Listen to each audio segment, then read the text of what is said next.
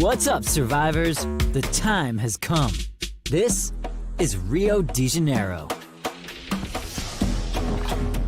where anything can happen. And this is your chance to show who's in charge.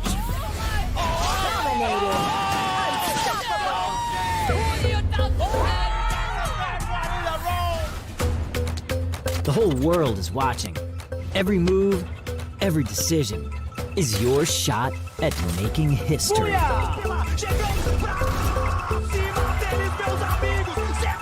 You can't slip up. Booyah! Rio is more than just the backdrop. Here, you've got to take risks.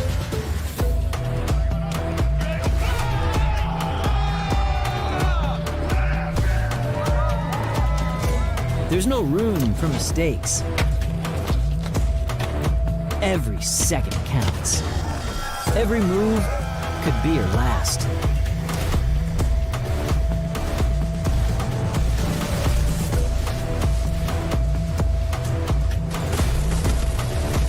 You are here to shine. The challenge is to become a legend and take the spotlight. Oh yeah!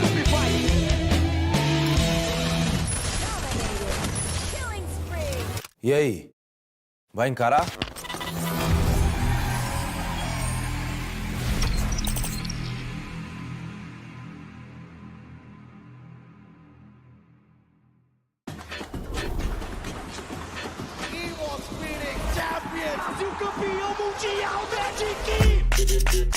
Todos querem essa revanche aí. เตรียมตัวมาอย่างดีครับเพราะว่าทีมจากบราซิลก็แข็งแกร่งครับ After finishing as last year's runner-up, Buriram United Esports is ready for the spotlight.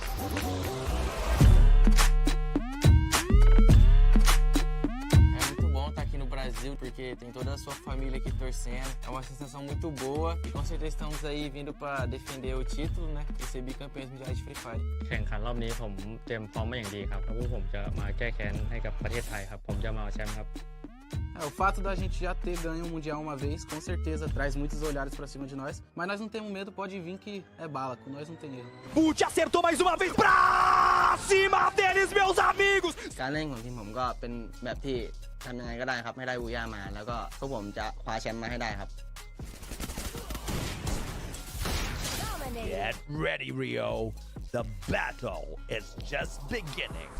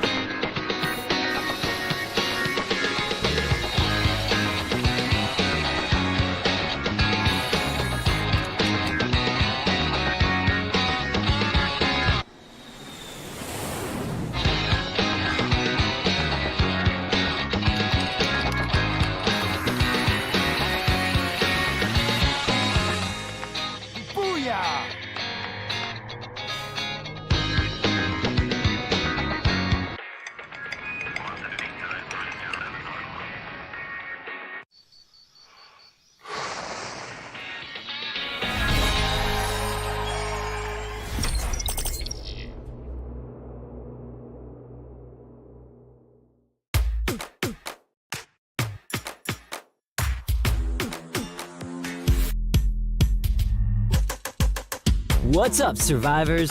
The time has come. This is Rio de Janeiro, where anything can happen.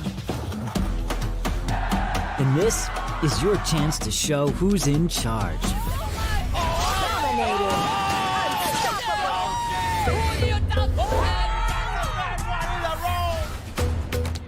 The whole world is watching. Every move, every decision is your shot at making history.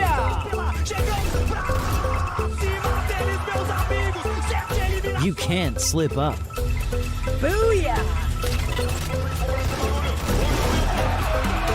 Rio is more than just the backdrop. Here, you've got to take risks.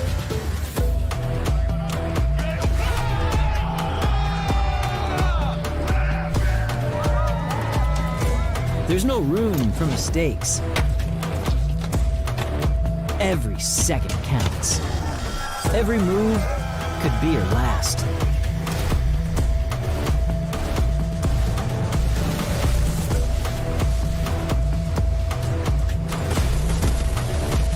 You are here to shine. The challenge is to become a legend and take the spotlight.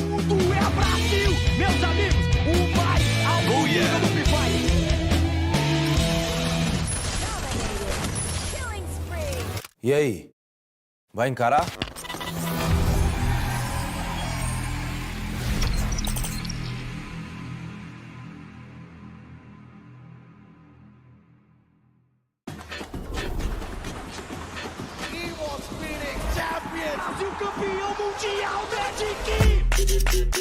Todos querem essa revanche aí. เตรียมตัวมาอย่างดีครับ เพราะว่าทีมจากบราซิลก็แข็งแกร่งครับ After finishing as last year's runner-up, Buriram United Esports is ready for the spotlight.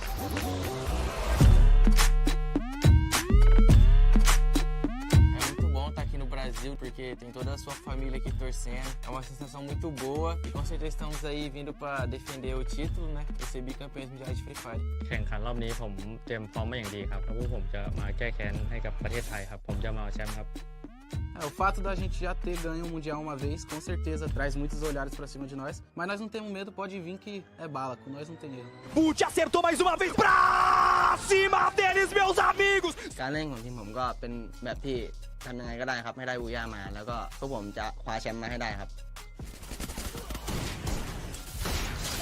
Get ready, Rio. The battle is just beginning.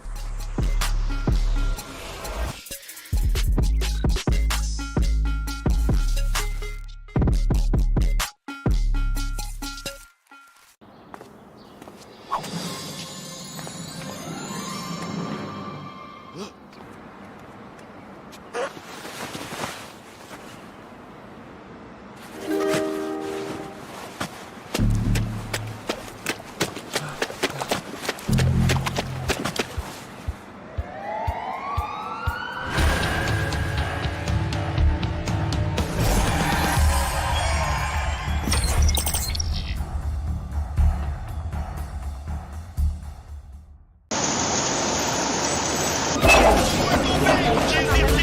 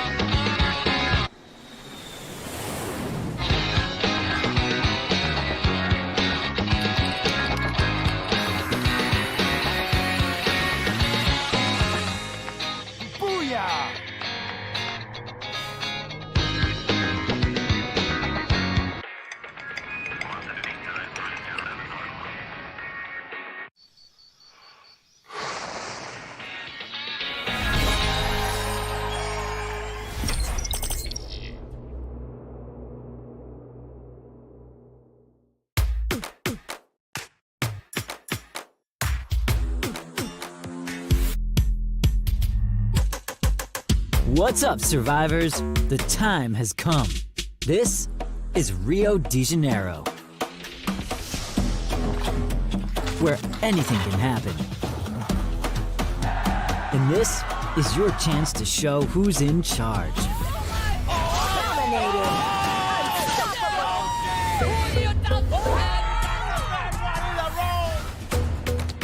The whole world is watching. Every move, every decision is your shot at making history.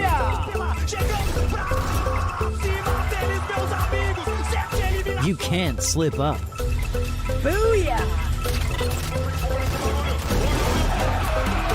Rio is more than just the backdrop. Here, you've got to take risks.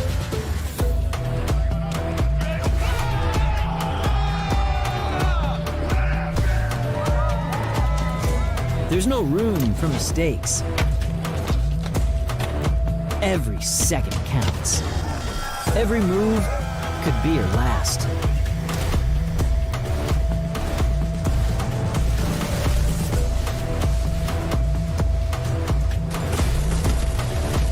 You are here to shine. The challenge is to become a legend and take the spotlight. Oh yeah!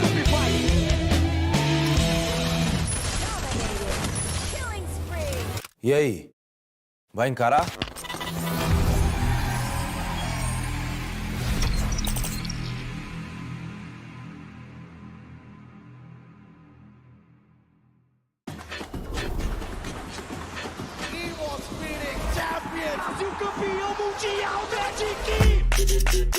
Todos querem essa revanche aí. เตรียมตัวมาอย่างดีครับ เพราะว่าทีมจากบราซิลก็แข็งแกร่งครับ After finishing as last year's runner-up, Buriram United Esports is ready for the spotlight.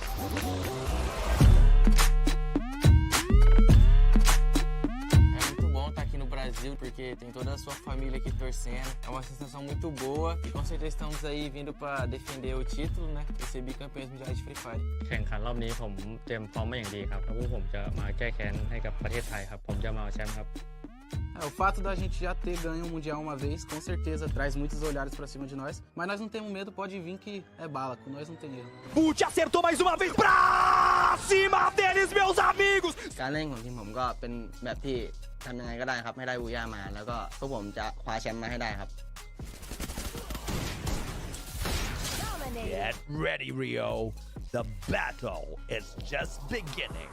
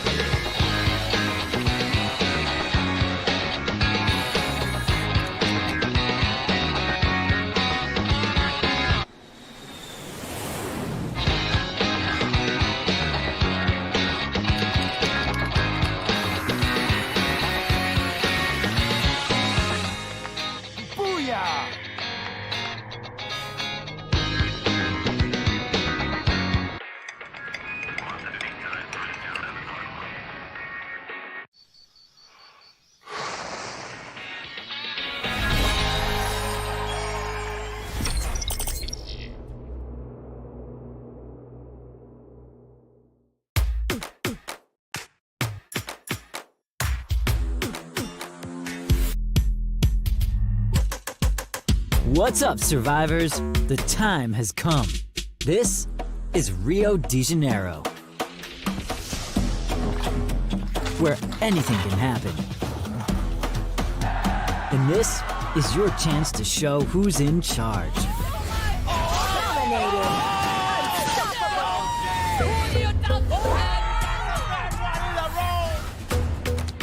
The whole world is watching. Every move, every decision is your shot at making history.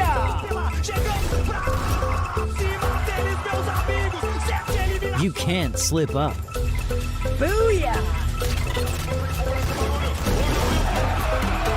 Rio is more than just the backdrop. Here, you've got to take risks.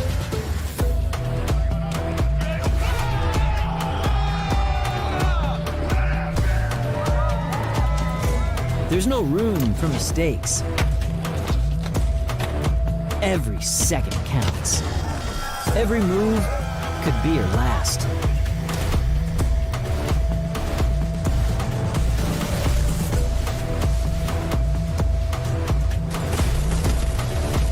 You are here to shine.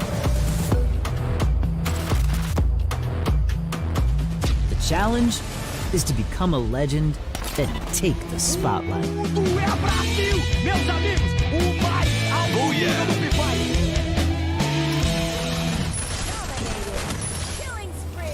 E aí? Vai encarar?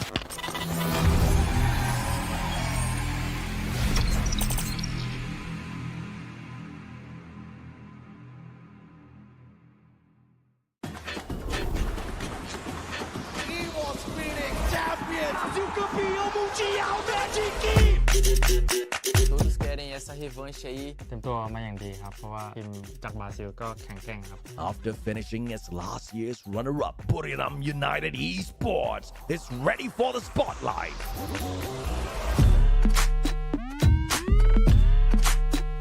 É muito bom estar aqui no Brasil, porque tem toda a sua família aqui torcendo. É uma sensação muito boa e com certeza estamos aí vindo para defender o título, né? E ser bicampeões mundiais de Free Fire. แข่งขันรอบนี้ผมเตรียมพร้อมมาอย่างดีครับแล้วพวกผมจะมาแก้แค้นให้กับประเทศไทยครับ ผมจะมาเอาแชมป์ครับ O fato da gente já ter ganho um Mundial uma vez, com certeza traz muitos olhares pra cima de nós. Mas nós não temos medo, pode vir que é bala, com nós não tem erro. Bute acertou mais uma vez pra cima deles, meus amigos! การเล่นของทีมผมก็เป็นแบบที่ทำยังไงก็ได้ครับให้ได้อูย่ามา แล้วก็พวกผมจะคว้าแชมป์มาให้ได้ครับ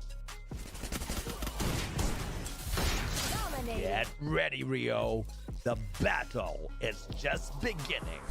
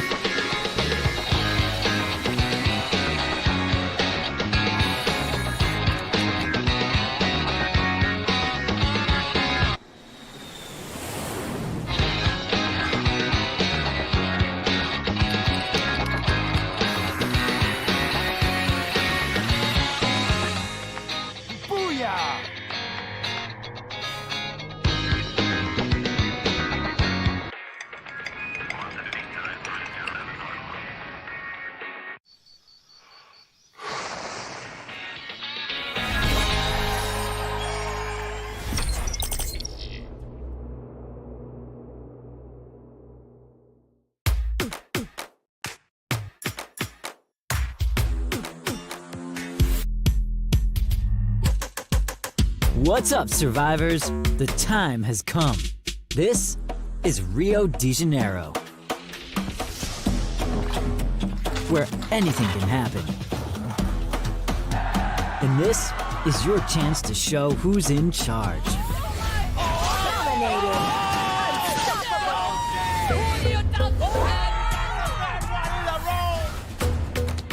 The whole world is watching.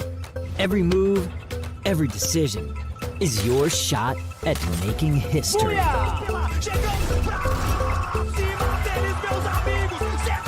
You can't slip up.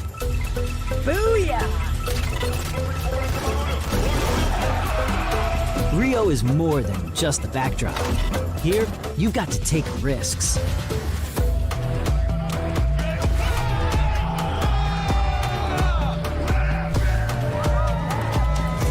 There's no room for mistakes. Every second counts. Every move could be your last.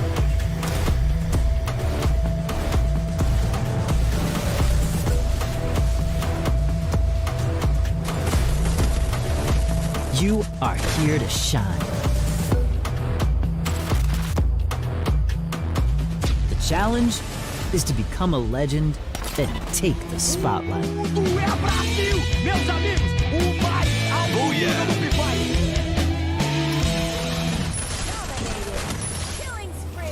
E aí? Vai encarar?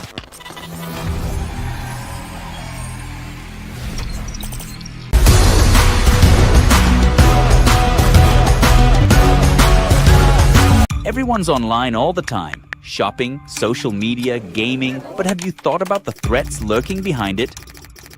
Viruses, hackers, scams. Without protection, your smartphone could be at risk. That's where Kaspersky Antivirus comes in. It blocks threats, keeps your online shopping secure, and still preserves your phone's performance. Want to browse worry-free? It's simple. Just go with Kaspersky. Safe, easy, and essential. Plus, Kaspersky has a limited-time exclusive skin in Free Fire Max.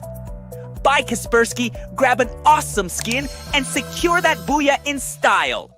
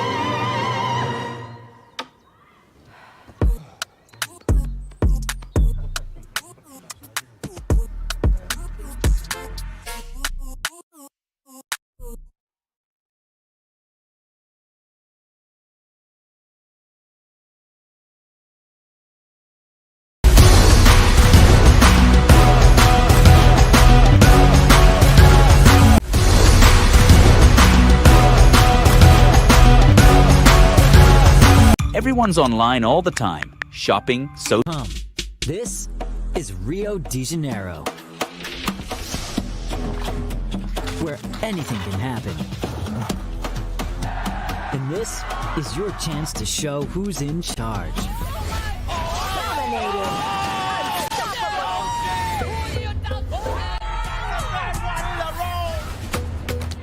The whole world is watching.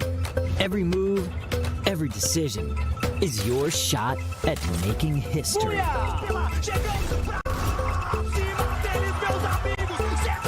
You can't slip up.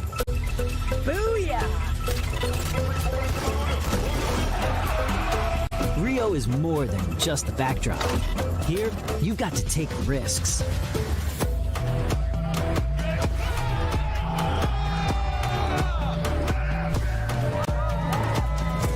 There's no room for mistakes.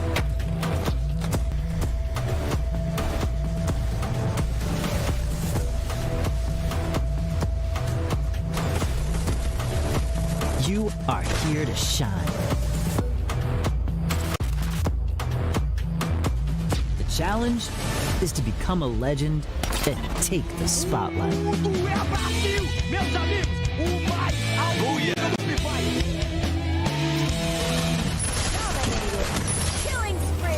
E aí?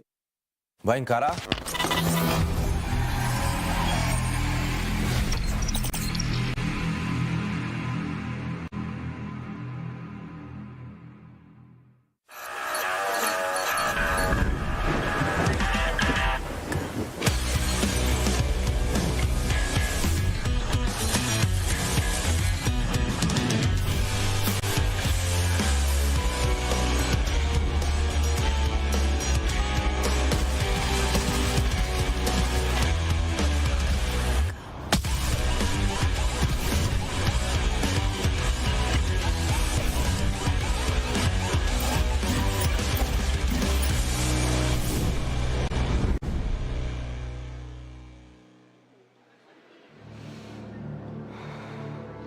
E aí, pessoal! Sejam todos muito bem-vindos! Eu me chamo Camilota XP e tá começando Free Fire World Series. Mais um dia, mais um encontro com você, telespectador, que tá sintonizado com a gente em todos os lugares possíveis. E ontem, vocês sabem, né? Rolou confrontos, grupos A e B. E acabou que a gente teve uma dominância total dos tailandeses. Good morning, Yonsu! Thank you, Camilota, and so welcome to Rio! We are in Free Fire World Series, the global finals, right here. I feel the heat everywhere, it's insane here. Yesterday we just finished Group A and B, and yes, Thailand was dominated. But today I wonder will the result change or not, and I'm looking forward to it. Everyone wants to take the spotlight, right?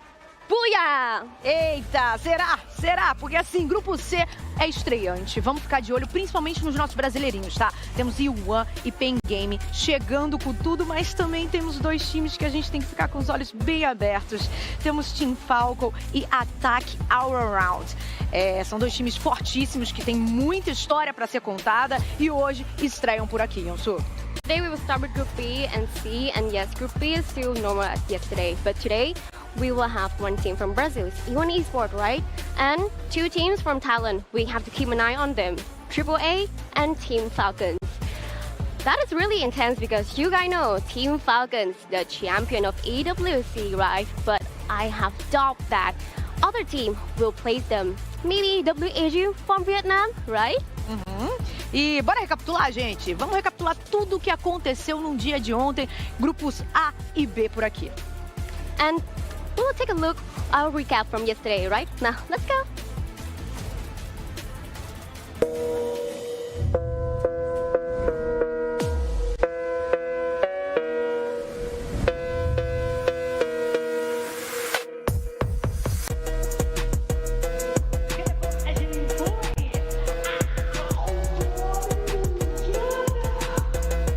Bora, Marcelo.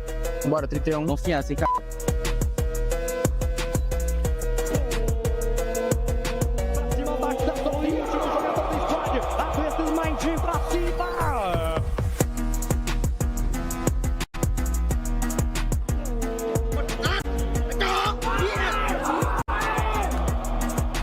ก็รู้สึกดีใจครับนี่เปิดสนามครั้งแรกครับผม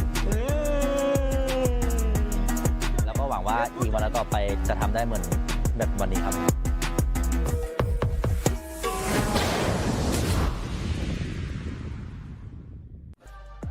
Ladies and gentlemen, welcome to the show, and this is the Free Fire World Series 2024 Global Finals, day number 2. And yesterday we have just seen the fire that has been brought in by Group A and B, and this time Group C will be taking the spotlight. But right now, the spotlight is on us. I am Neptune the Gentleman Garcia, to be the one and only, the Mustachio AJ. It's an exciting day, Neptune. Like you said, Group C hops on into the battle. Group A, they'll now kick it back. They'll have a few drinks. They'll just be watching all of this action, plotting exactly how they're going to be shutting down the plays of Group B and Group C eventually when they do come across them tomorrow. Now, we saw quite a lot done here already by Group A. Currently, the overall leaderboard is topped by 4 teams from Group A, and obviously the top 2 teams teams have put such a great distance between them and the rest of the squads. Quite a number of them are going to struggle to catch up with the likes of Twisted Minds as well as Buriram Neptune. Yeah, I mean, it's only not only is it the top 4 coming from Group A, but they're also coming from Southeast Asia. So it's up to Brazil as well as the TAM region to really bring it on right now. For today, they will be resting. Group A will be resting, and then Group B, as we are about to see, I mean, how are they going to put up so much of all those gameplays together after yesterday so that they can take a good night's rest, similar to what we've seen from the 4 teams yesterday. Twisted Mind, Bermuda United, Hawaii Sports, and RRQ, who did phenomenal in day number 1. And that's exactly why Southeast Asia has got so many slots available here on the global stage, right? Because the quality is just that good. But of course, just because you have so many teams coming through from a certain region does not mean they will necessarily walk away with the trophy. I mean, the current reigning defending champion, it is Brazil. Unfortunately, we don't have Magic Squad. We've got Fluxo in their place. 3 players out of Magic Squad are playing on this team. They are in Group B. They will be in participation here today as well. Yesterday, Fluxo couldn't really get the job done. Unfortunately, we were expecting a couple of booyahs from them. They kept finding the final circle, but just not able to finish the job. Perhaps today will be their chance. Yeah, but the thing is, like, for the gameplay of Fluxo, they are taking it easy, especially in the beginning of the day, and that's a reason why they are trying to find their place. They're trying to find their tactics that would work to the current Southeast Asia as well as the other regions we're playing right now, because there's a lot of homework that can be done, but the other competition changes over time, and that's a reason why they need to have that, like, a little bit of time to gauge how are they going to push on either of which map. Bermuda was a slow place, not only for Fluxo, but other Brazil teams as well. So that's how they play compared to what we have in Southeast Asia. All throughout, always aggression, and then they die it down. Find the time as well as the tactics that they can play through towards the end, and that's how they got the points yesterday. So let's see how the difference of tactics as well as different meta from different regions will play out this time, as well as for tomorrow, when we will have a clear picture of how all teams work. Absolutely, and of course, I'm looking forward to seeing exactly how Brazil comes into this mix and their own way, right? Because today we've got E1 coming through, we've got Pain Gaming coming through as well. But of course, before we continue with the storyline, the tournament format for all of you guys, as usual, is going to be the knockout phase over 2 weeks, where we will look for the top 12 teams for Point Rush. That is a 2-day affair before we head on into the grand finals, and these are the dates. Yeah, we have 2 weeks of the knockout stage, 8, 9, and 10, and we are now on the 2nd day. The same goes for next week, and then we have 2 days of Point Rush as well as the grand final. So the first 2 weeks will be happening in Rio Central, and we are going to have them move to different places where everything will be on the spotlight, but point system is still the same overall. Booyah will be taking the 12th place. It goes down to the 2nd up until the 10th and 11th place, as well as 12 will get 0. So that is where the importance of elimination will go. Absolutely. Every single elimination earns you 1 point. If you unfortunately end up on a tiebreaker situation, here are the rules. We'll first look at the number of booyahs to see exactly who takes the top spot, followed by the total eliminations. And if even that fails, we'll be looking at the survival ranks of the final round play. Yeah, definitely. I mean, it has been played out. It has been thought over that no one will be tied towards the end. And we'll have to find out. I mean, it's not easy to tie it up, especially with this much of a prize pool at stake. That's $300,000 for the champion of this entire competition. Not only that, we also have a few more for the individual awards as well as the team of the day. It gives a lot more motivation for the team to really bring it on. Thus, some of the teams are showing up quite extravagant in their performance from yesterday. A total of $1 million to play for, man. But of course, once again, it is going to be a showdown between groups C as well as B. We saw a lot of Group B yesterday. CLG, EVOS Divine, Corinthians, Fluxo, Bigatron Delta as well as WAS. But today, obviously, we are looking at teams like Six Karma as well as Spain and E1 to hop on into the fray to really prove what the West has got to take on the battle that East has been bringing so aggressively thus far, Neptune. I'm still looking forward to Team Falcons joining the fray because Bigatron Delta is still in the mix. So we know how it is when these two are in the same group. Then that probably is the reason why they didn't get the previous or the qualifier stage for this competition in the fall season of Southeast Asia. But there's a lot of factors that can change overall that might have been a fluke or probably something that they can use to increase their rate of winning, especially for the other teams as well who were just watching in the background and doing so much more from their own region.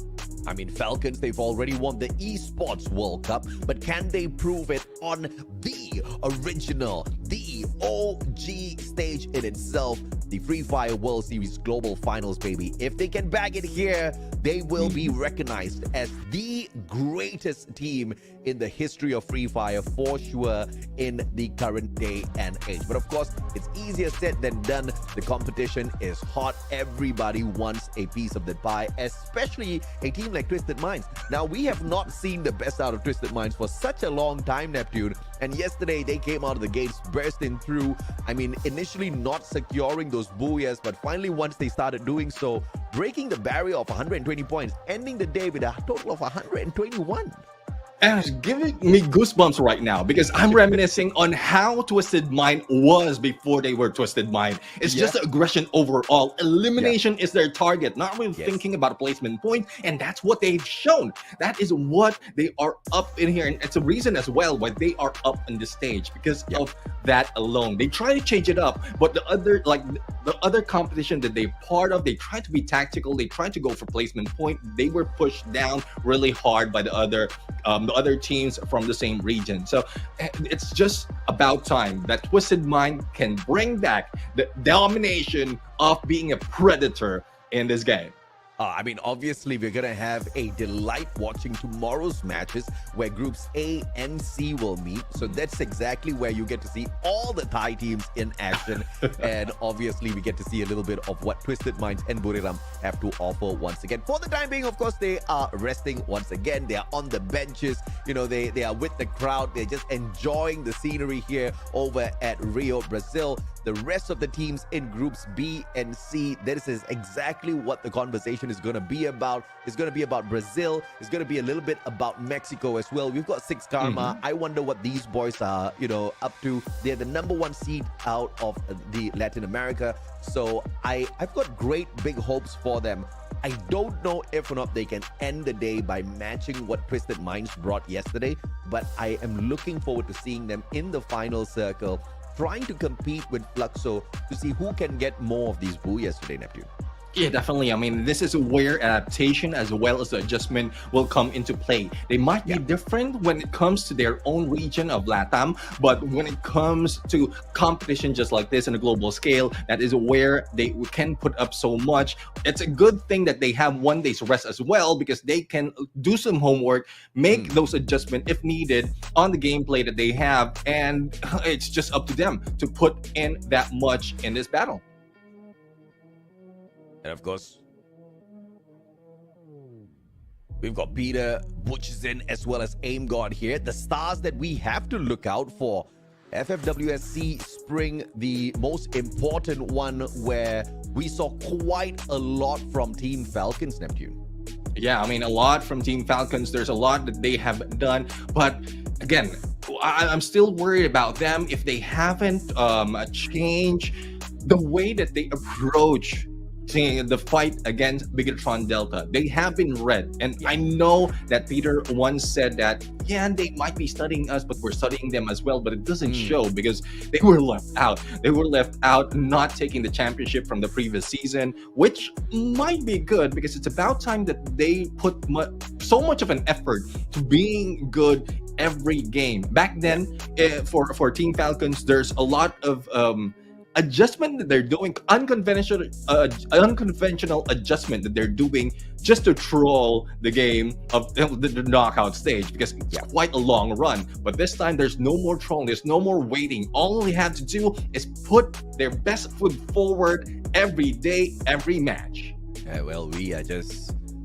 I don't know whether this is highlights or we're throwing shade at Apex at this point of time, because this man is pretty low down on the overall leaderboard when it comes to stats. 14 in terms of elimination, a 1.5 on the elims. Damage has not breached 1,000 just yet, but of course you see the big smiles on his face, because if anybody knows this game well, it is EVOS Divine. They've got the experience behind them, and they know that all they need to do for the front end of this competition is just aim for the top 12 spots, and it's so much more easier now because you've only got 17 teams in play.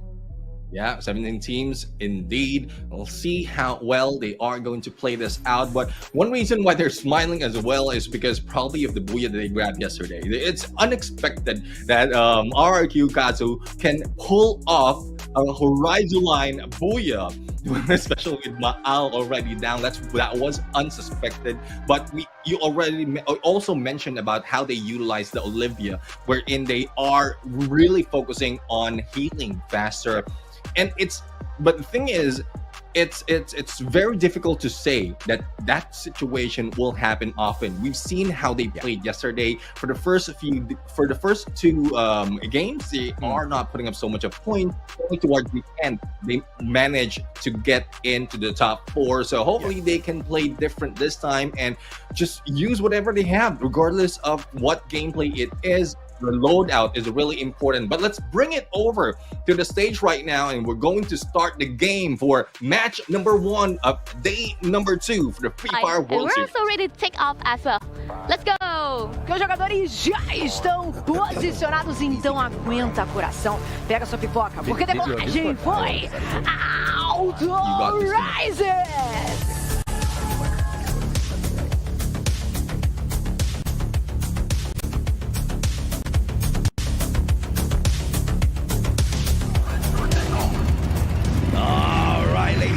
Boys and girls, it is time for Bermuda match number 1 of day 2, where 4 Brazilian teams will be playing at the very same time. All of these teams from the East, they better watch out. They better not cry, because you know for a fact we'll be telling you why. I think it's finally time for the West to start playing some serious games of Free Fire out there. Yeah, let's see how serious they are right now, because it's really getting heated and there's no chance to go down without a fight. As we can see the flight right now, and everyone's spread out. Not so much of a pot crop happening hard.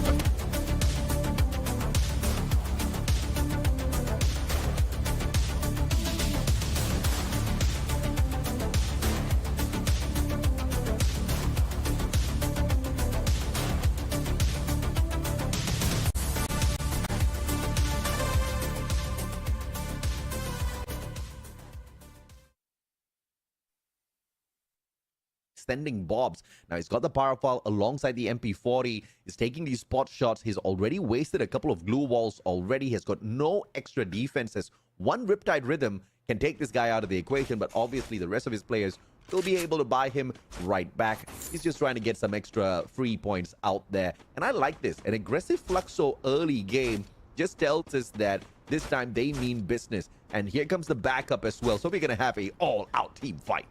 Yeah, let's see on how well they are going to bring down WAG at this point. And yep, I mean, I would agree. Aggression coming from Fluxo at this point, this early part of the day, would be good for them, because they've tried already how to be passive, but it didn't work out for them. But as you can see, yeah, Bob's being gunned down, managed to get away and hide out on those containers. And Gil right here for the backup. MT7 brings Bobs back, and they have 1 point to play with.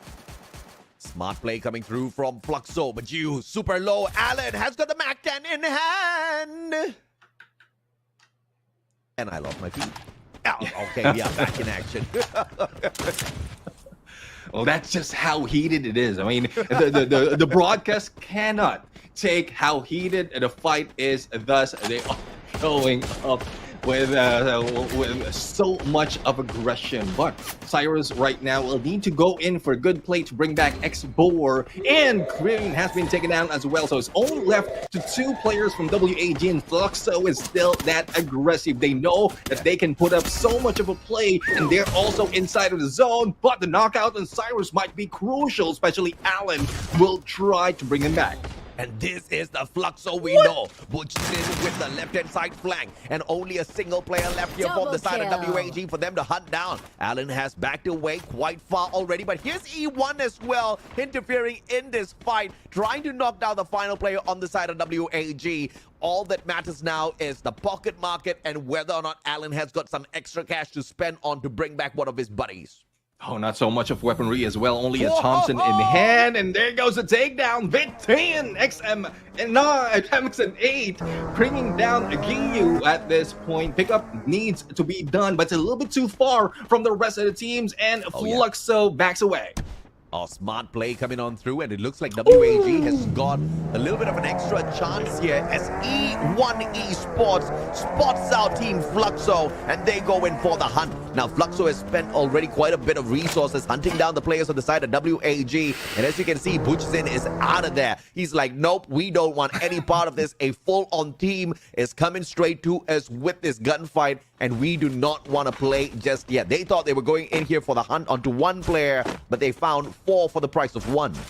Now let's see if they can find more, and they just went into the edge of the next safe zone as it closes in. Factory is now their territory, and everyone else has pulled away. So let's see on what rotation they will be taking at this point, knowing that no one is behind them, and they have a good chance to gatekeep anyone who can come in, as well as a Fluxo already left the building and went into Pochinok. But speaking of other teams that need to go in, we still have 6 Karmus far away, and Bigatron Delta might cut them to their approach. So WAG, the first team to get eliminated. Unfortunate for them, they caught Fluxo on the wrong day. Fluxo yesterday had a decent run, but nothing great whatsoever. They obviously want to prove themselves, and today being an all-out Brazilian day where every single team from Brazil is playing, they for sure want to flex what they can do out there on the battlefield. At the end of the day, Fluxo is the #1 seed from Brazil that everybody has got their bet on. Yeah, I mean, there's a good chance that Fluxo will be able to increase the chance of grabbing the #1 by the end of the day, unless they will be cut off by the other teams who's more aggressive in this battle. But E1 Sports just putting so much of a time to wait for Fluxo to make a mistake, but Fluxo is not really hoping to get those to put it into play. Even if the chase is happening between E1 Sports as well as Fluxo, they are just putting their best foot forward and hiding out in Pochinok. There's a lot of compounds to play with, and they might be able to put in a great standoff in here against E1 Sports. E1 Sports on the way. They finally caught up already, but the question is, has Fluxo found the perfect defensive spot here at Pochinok? They slow the pace down a tad bit. They see a monster truck falling from afar, so they know they're going to have a little bit of heavy competition from the top of that hill. And they continue their rotation around. E1 Sports, on the other hand, have slowly started to peel away. I guess they saw that monster truck as well. So this is a potential third-party exposure that they do not want to come across. R1 will be used by Fluxo as they continue rotating around. This will put them in the open fields straight for shooting here. E1 Sports, if there's a good time to attack, now is the time. Now is the time, but I mean, Fluxo is doing their best to not to be seen out in the open. But as we go in onto the bridge gameplay, it's WASK going against Evo's Divine. So both sides of the bridge has been taken and have a good chance that they can hide out until the next phase of the circle. Still 11 teams remaining in this fight, and most of them are just buying time, waiting for the perfect opportunity for any approach. And WASK is right dead smack in the middle of the next play zone. WAS just needs to look for all of these circles, man. I mean, they can really, you know, they were tortured yesterday. They could barely find any bit of those gunfights. I mean, 7 eliminations from 6 games.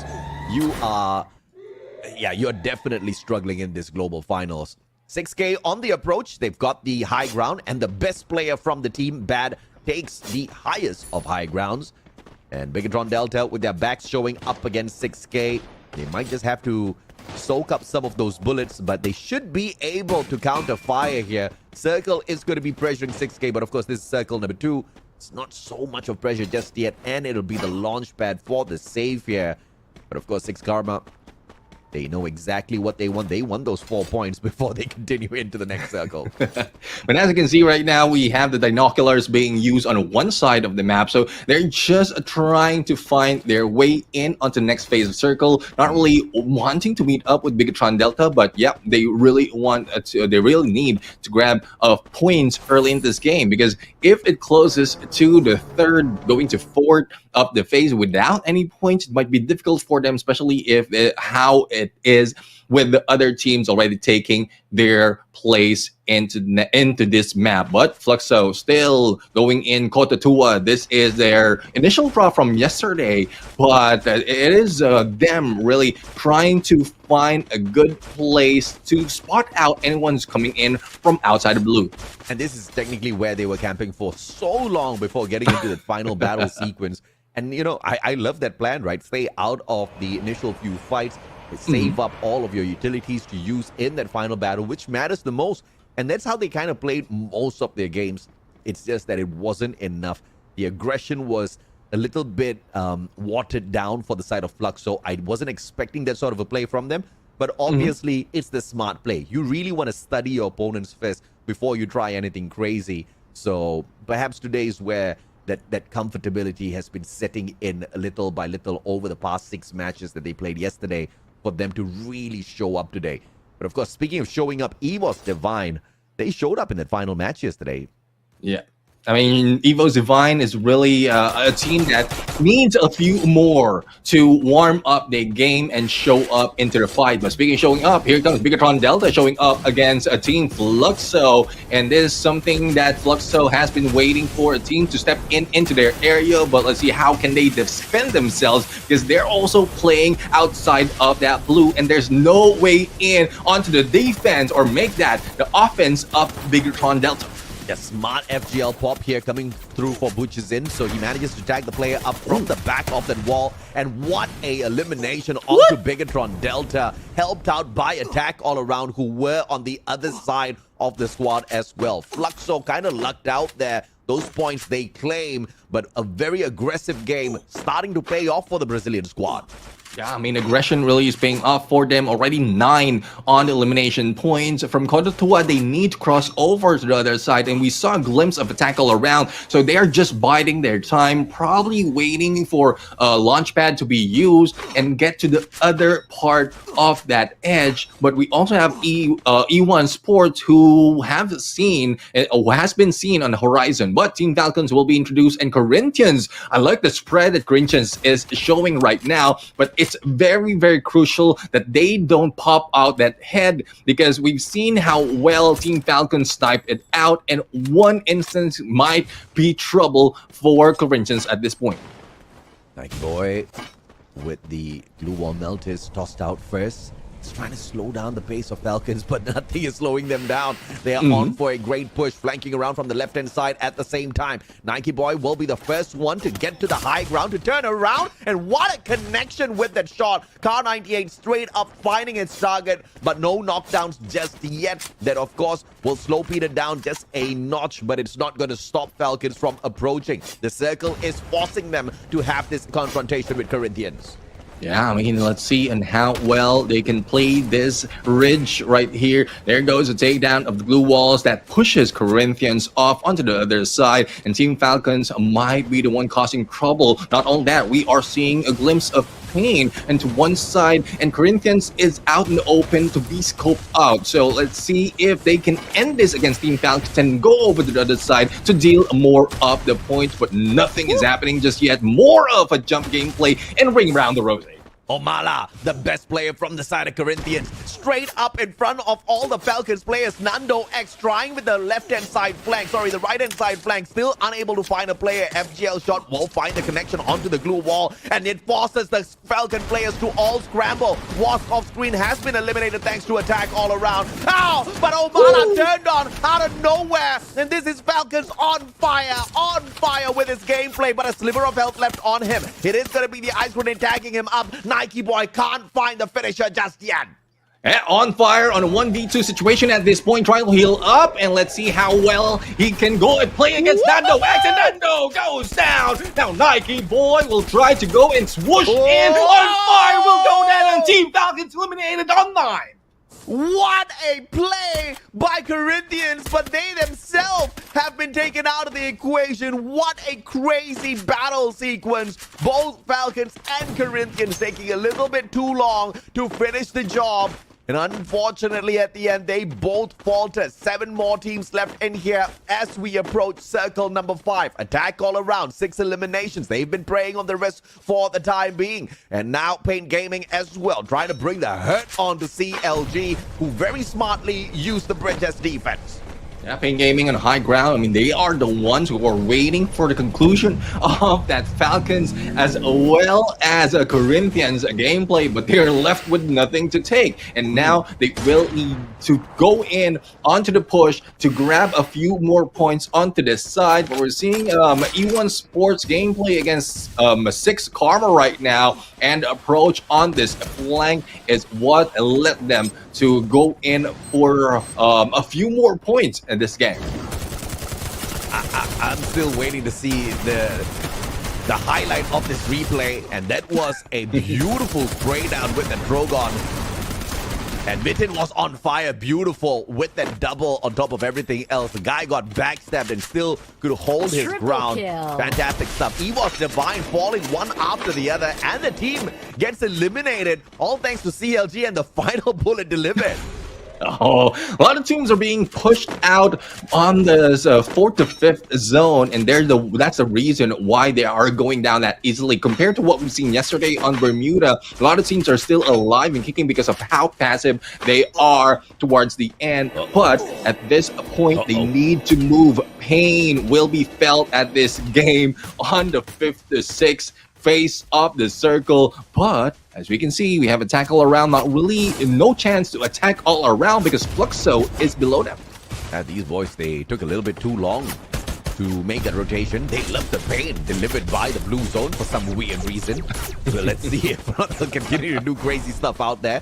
6 Karma with 1 final player left in here, trying to look for those placement points. Attack all around, sharing the bridge with Pain Gaming, and they try to deliver the pain against each other straight up with those grenades first. Riptide Rhythm going to be breaking down a couple of those defenses. Attack all around, defensive maneuver, they back away. Yeah, old Riptide Rhythm breaking down a couple of those glue walls from the side of Pain Gaming, but thus far, no direct confrontation just yet. And as I say that, Limit X7 exposed. It's Riptide Rhythm once again bringing through the damage and the opener for Pain Gaming.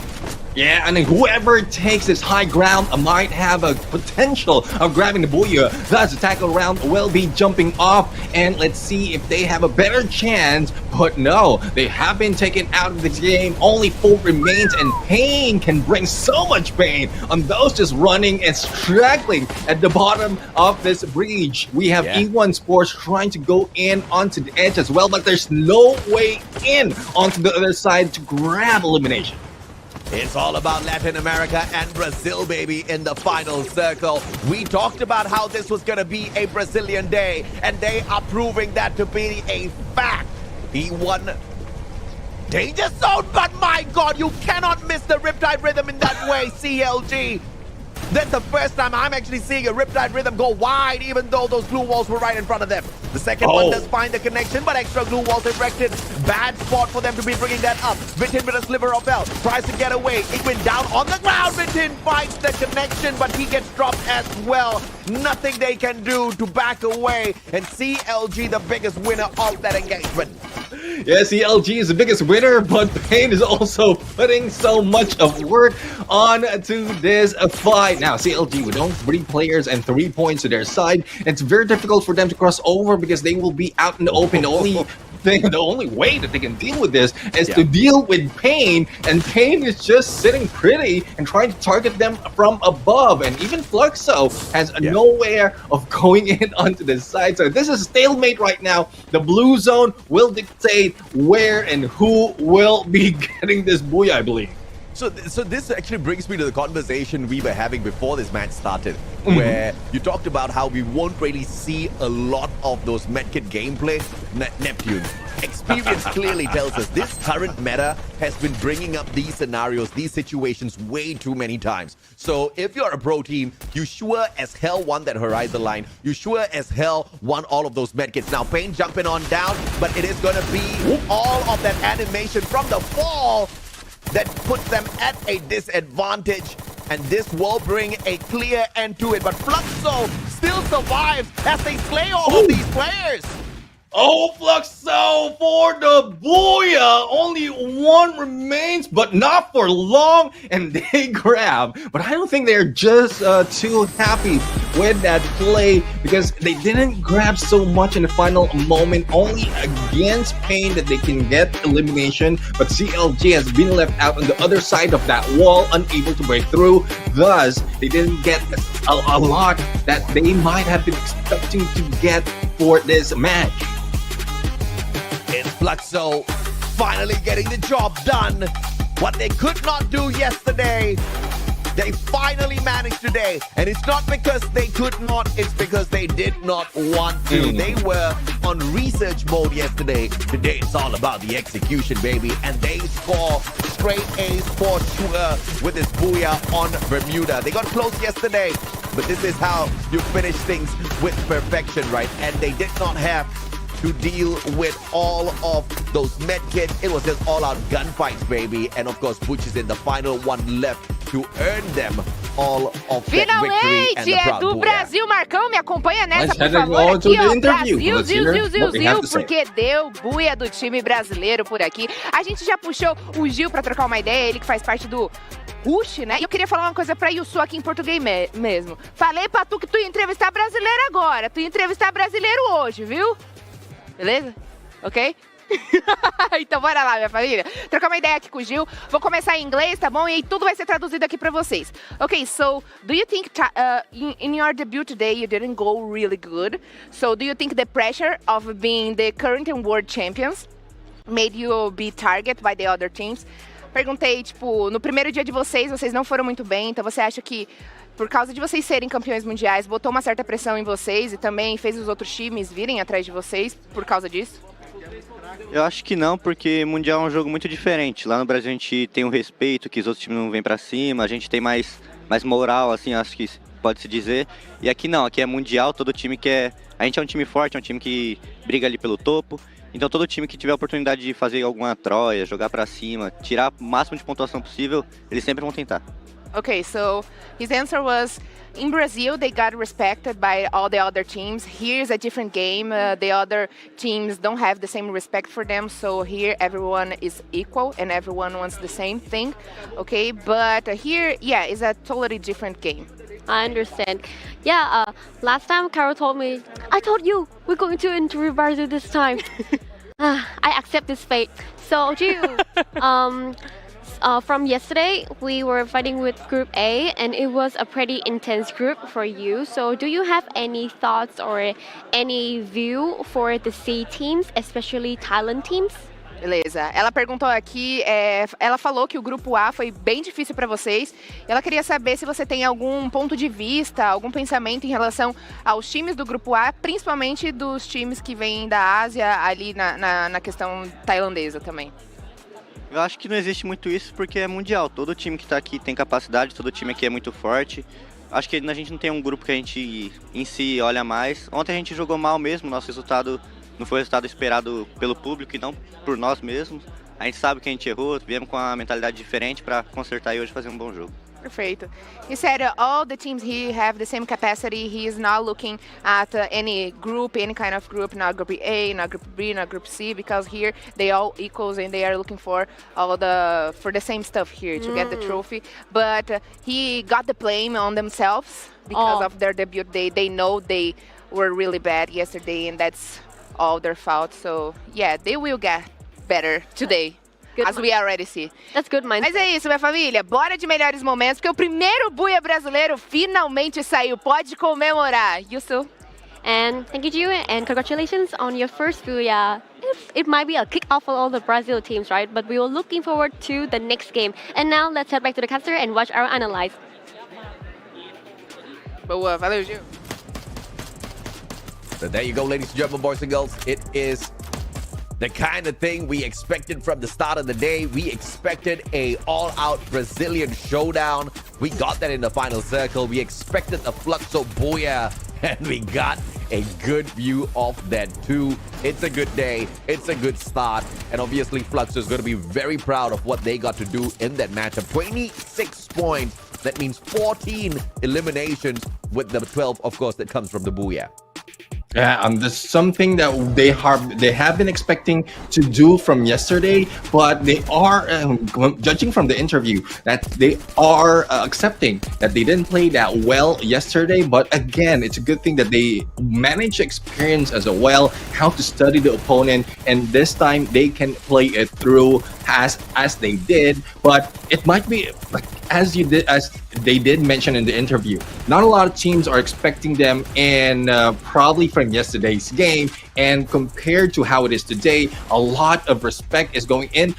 Well, let's change the word. Respect is more of intimidation. They are intimidated of Fluxo this time around. Thus, they can take advantage of that and grab a lot of points. Yeah, I was thinking that, it all came down to the gunfights, but we just could not see the player from the side of Pain. He was probably up on the bridge playing the troll. And it did come down to the medkits once again. We are going to see quite a number of that in the global finals, because there's just no way in hell we get another meta shift during the global finals, right? So this is going to be a scenario which is going to be repeated. But obviously, if we have one of those teams that figures out how to break through this final moment without going through those medkits, I think we're going to have a good time here.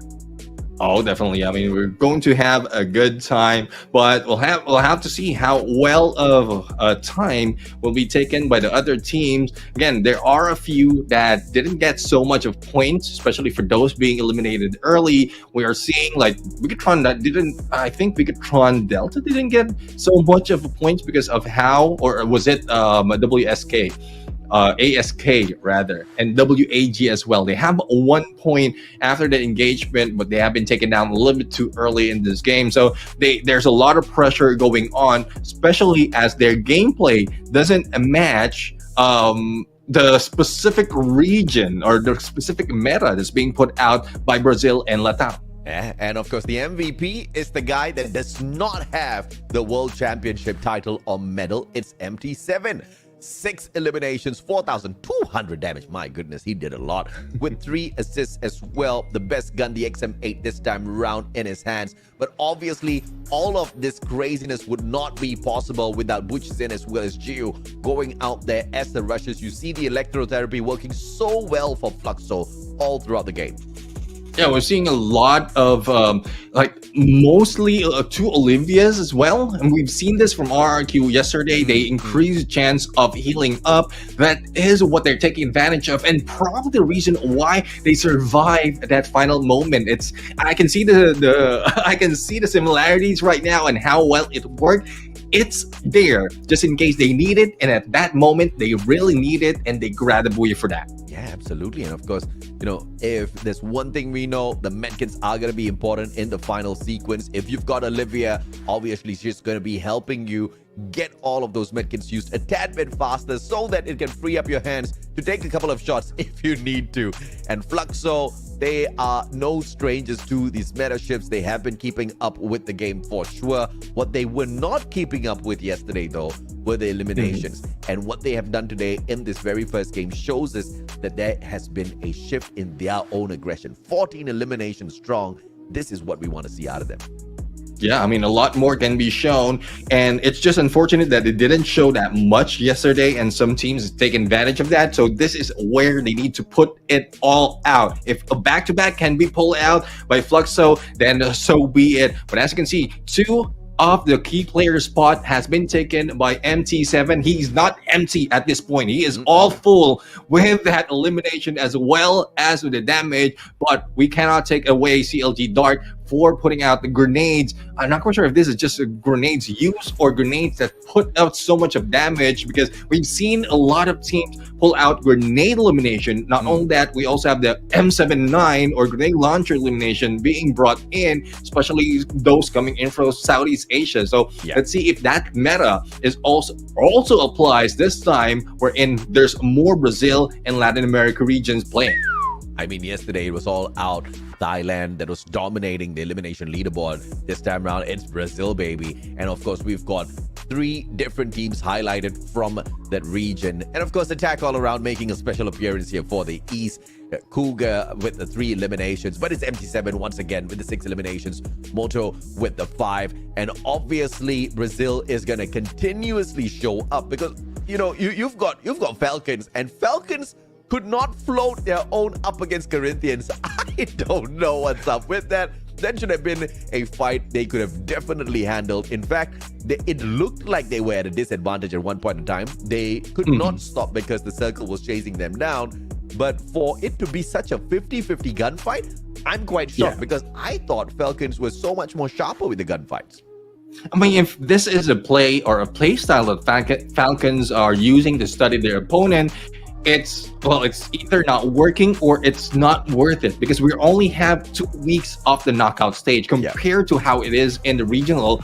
There's plenty of weeks to play with, and you can make all those mistakes.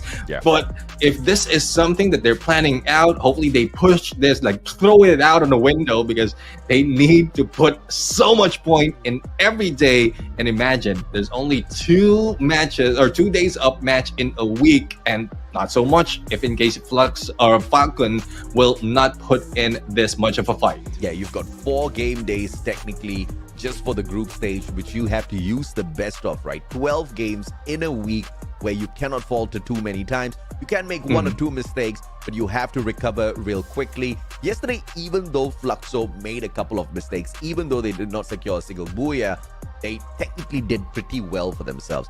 And that's why today it's going to be a huge possibility for them to obviously overtake that #1 spot out of Twisted Minds, who are not playing, right? I mean, even from the first game in itself, that should put them in the top 3, which is going to be a very comfortable spot for Fluxo. They're technically the best team from Group B. Yeah, the best team from Group B, and there's a lot more that we can see from Fluxo at this point. We'll have to find out if anyone can cut them into any approach that they're taking, because again, at some point they might be read by the ones being the Giant Slayer, and as specific to Bigatron and Delta, they just need to find more time to study their opponent. But we're going to go in for a quick break to show in our sponsors. Everyone's online all the time. Shopping, social media, gaming. But have you thought about the threats lurking behind it? Viruses, hackers, scams. Without protection, your smartphone could be at risk. That's where Kaspersky Antivirus comes in. It blocks threats, keeps your online shopping secure, and still preserves your phone's performance. Want to browse worry-free? It's simple. Just go with Kaspersky. Safe, easy, and essential. Plus, Kaspersky has a limited-time exclusive skin in Free Fire Max. Buy Kaspersky, grab an awesome skin, and secure that booyah in style. For Fluxo, the final battles. But of course, ladies and gentlemen, boys and girls, it is a booyah on game #1 for Fluxo once again. And it is not going to be the last one for the day, for sure. Vambora, Peu! Vamos agora direto pra Purgatory, Yonsu. Yes, and our next map will be Purgatory. So finally, we can see a Brazil team who got the booyah for the first game. For the second game, we will have to wait. Sit back down, get ready, and let's take off. Porque os jogadores já estão posicionados, então aguenta coração. Pega o seu Trident, porque a decolagem foi autorizada.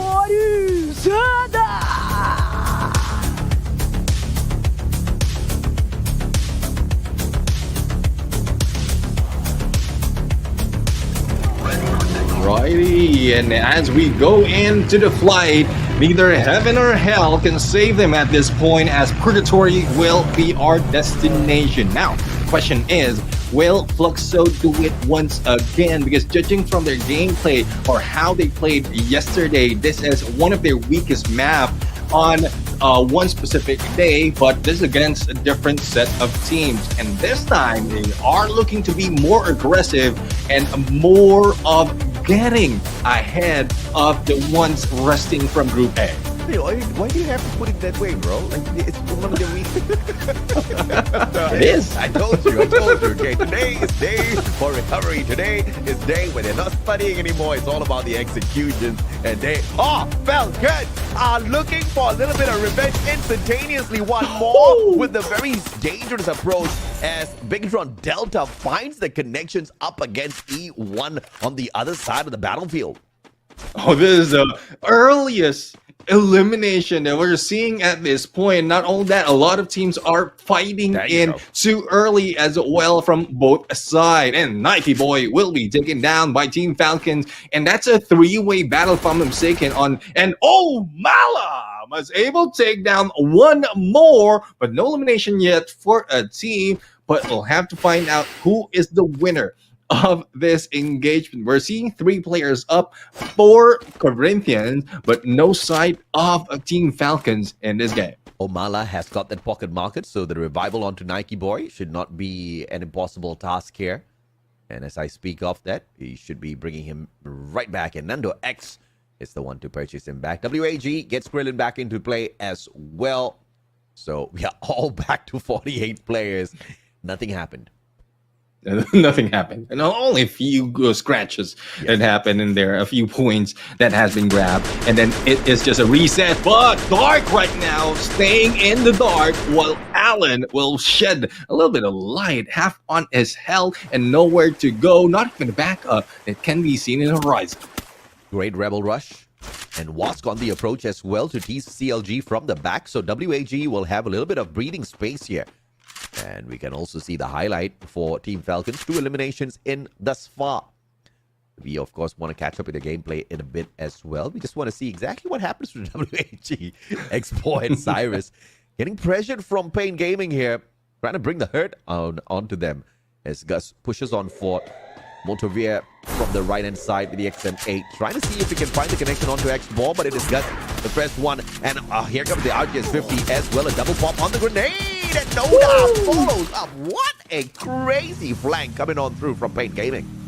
Yeah, I mean, Peter XL just making sure that they can grab that elimination, but one is still alive and unseen at this point. But let's see if they'll be able to head on through and grab that extra point. They use the binoculars to spot out the compound, and they might be using this time to buy out a few more of the utilities that they need in this game. Motovea, though, I mean, like living up to the name with a moto vehicle on him as he joins the group. Living up to his thing. All right, I'll take that, Uncle. Wask still rotating around, trying to see if they can check out CLG. They've been checking out CLG for a little bit too long here. Not taking any shots whatsoever. I understand. Wask is, not the most aggressive team out there. I don't know if or not they are going to decide to change that anytime soon. I would love to see them change that. Speaking of change, Cyrus is bringing in a little bit of a change in terms of his lineup by reviving his team members. Back to a full squad, there you go. I have not seen Wask really go in for the attack. The last time they did get into an engagement yesterday, it just really didn't go their way at all. But I want to see, just like how Fluxo has brought in those adjustments, for Wask to oh my god! Oh, Mala! Nando X! Everybody going down! E1 Sports, what was that? It's a good thing and Nike Boy is still alive, managed to bring back one of the players from Corinthians. But E1 Sports, you know what E1 means in the Philippines? It means left behind. No one's being left behind here. They're just, they're just putting so much of fight and play right here. Evo Divine, Bigatron Delta. This is a civil war happening at this point on the global stage. And let's see who wins this out. But the tackle round also joins the mix as Evo's Divine, one of the players though, Nico will try to get away. Yeah, Bigatron trying their very best to look for EVOS Divine, but attack all around stands between them and their target. And this is going to be quite the tough fight. Here comes the hurt. Thai players. Poongon will be able to spray down Kyung, but of course the trade comes back through from Dix as he approaches from the back. Cougar though with the AC-80 from up top trying to burst through. If only this was the M82B, he could definitely get a couple of knocks. No grenades to work around with, no Drogon to pump in those nade damage. So he will have to turn tails and get away from here. 200 coins in his pocket. The pocket mark is going to be tad bit useless at this point of time. Man needs to go on a collection spree. Yeah, I mean, Dix is trying to go in for a chase against Cougar and to take down with his shotgun, but he will be taken out by Koja as well. And that's what you get. I mean, being a little too cheeky on a 1v3, but they are still alive as a team. As we go in onto the other side, Team Falcons now facing 6 Karma. And let's see what Karma they will be grabbing at this point as they go against 2. But Nico is just hanging back on the other side with a Woodpecker. Let's see if they can bring one more down. Yeah, they slow the pace down to pick Peter right back up. Pocho, great shot from that low ground. Saw the head, instantly took it off of the man's shoulders. And on the opposite side, Nico with the Woodpecker is going to be a little annoying as well. So Peter needs to sort that problem out instantly. Pocho has nowhere to run, so he will have to take this gunfight. And you can clearly see Nico is trying his very best to get away from the situation just so that he can revive the rest of his players, because he knows that this situation is about to turn bad.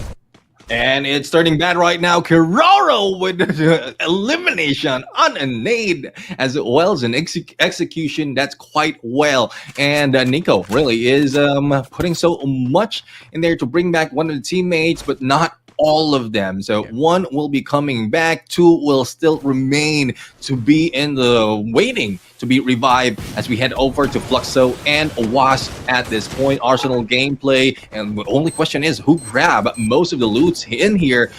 They might be the team who will be winning this fight. Bobs, what a nade. And now goes in for Domin as well. It's going to be the glue wall Meltis. And pulls out the Drogon for the double spray. Gets 2 for the price of 1. Beautiful stuff for Bobs. And the first 2 eliminations courtesy of the man himself. Now Big Boss about to get caught out here by Butchizin. AWM in hand, but Big Boss pulls out a good solid glue wall. Butchizin has got the MP40 in here. Look at the aggression. You're circling on around, and Jiu with the assistance from the right-hand side as well. Bison gets the spray so perfectly, and Wasp still has not shown how they can sting anyone out there. Yeah, I mean, Mr. Ali right now is flying like a butterfly, but will be falling like a bird at this point. I have a shot coming from MT7. Now, we still have 1 more for a Wask at this point. Where is he? We don't know, but it's still a good chance for a Wask to bring back their teammate. To what extent will they be able to grab a few more points? That is a bigger question that they have in mind. Rain Gaming up against E1. This was a teaser earlier, which we never really got to see. And Bigatron Delta might just ruin the chances of us seeing an all-out fight here. Off-screen, Corinthians meeting EVOS Divine and pretty much burying the players where they see them. So that's not great for EVOS Divine if you are a fan. Omala with the push up alongside Hack, and Rain stands no chance. Hack just meets him halfway through the M1014. Aim God brings Bara back. EVOS Divine just tethering, hanging on for their dear lives. Yeah, I mean, we'll see if they can bring back their teammates and bring back the honor, but Wask will not be coming back. Lenimo will be taken down by 6 Karma, and there it goes, 11 team remaining. We are now on 2nd phase, going to 3rd, and as you can see, we have Corinthians only grabbing 3 elimination. The chase has been long for them, but they really need to get the points. A team that has made a comeback in a Free Fire or global final scene is now showing up, and this time going against WHE. But is this what they is this a chance that they can risk it playing outside of blue, AJ? I mean, beautiful play coming through from Allen here. They've got the Electro Dragon running in as well. Omala, their best player, is down on the ground. And if WAG wants to take advantage, now is the time. If Omala steps on back up, that is going to be the end for WAG. But Nike Boy down as well, and they wipe the floor with them. Krillin, the master with the Mag 7. They took out the key player first. That was key to solving the Corinthian problem. WAG strong with the 4 eliminations as they head on into the next phase. Yeah, in terms of how it is, Corinthians is trying to heal up and trying to get into the blue or onto the safe zone. But with WAG, I mean, that triggers more of their aggression or just the greed of getting a lot of elimination early on this game. Thus, they pay for it. Now, let's see who else is going to pay for it. Because as we can see, a lot of teams are hanging back outside of blue. And we are heading on to Brasilia. I'm not referring to Rio de Janeiro at this point. It's Brasilia and Purgatory.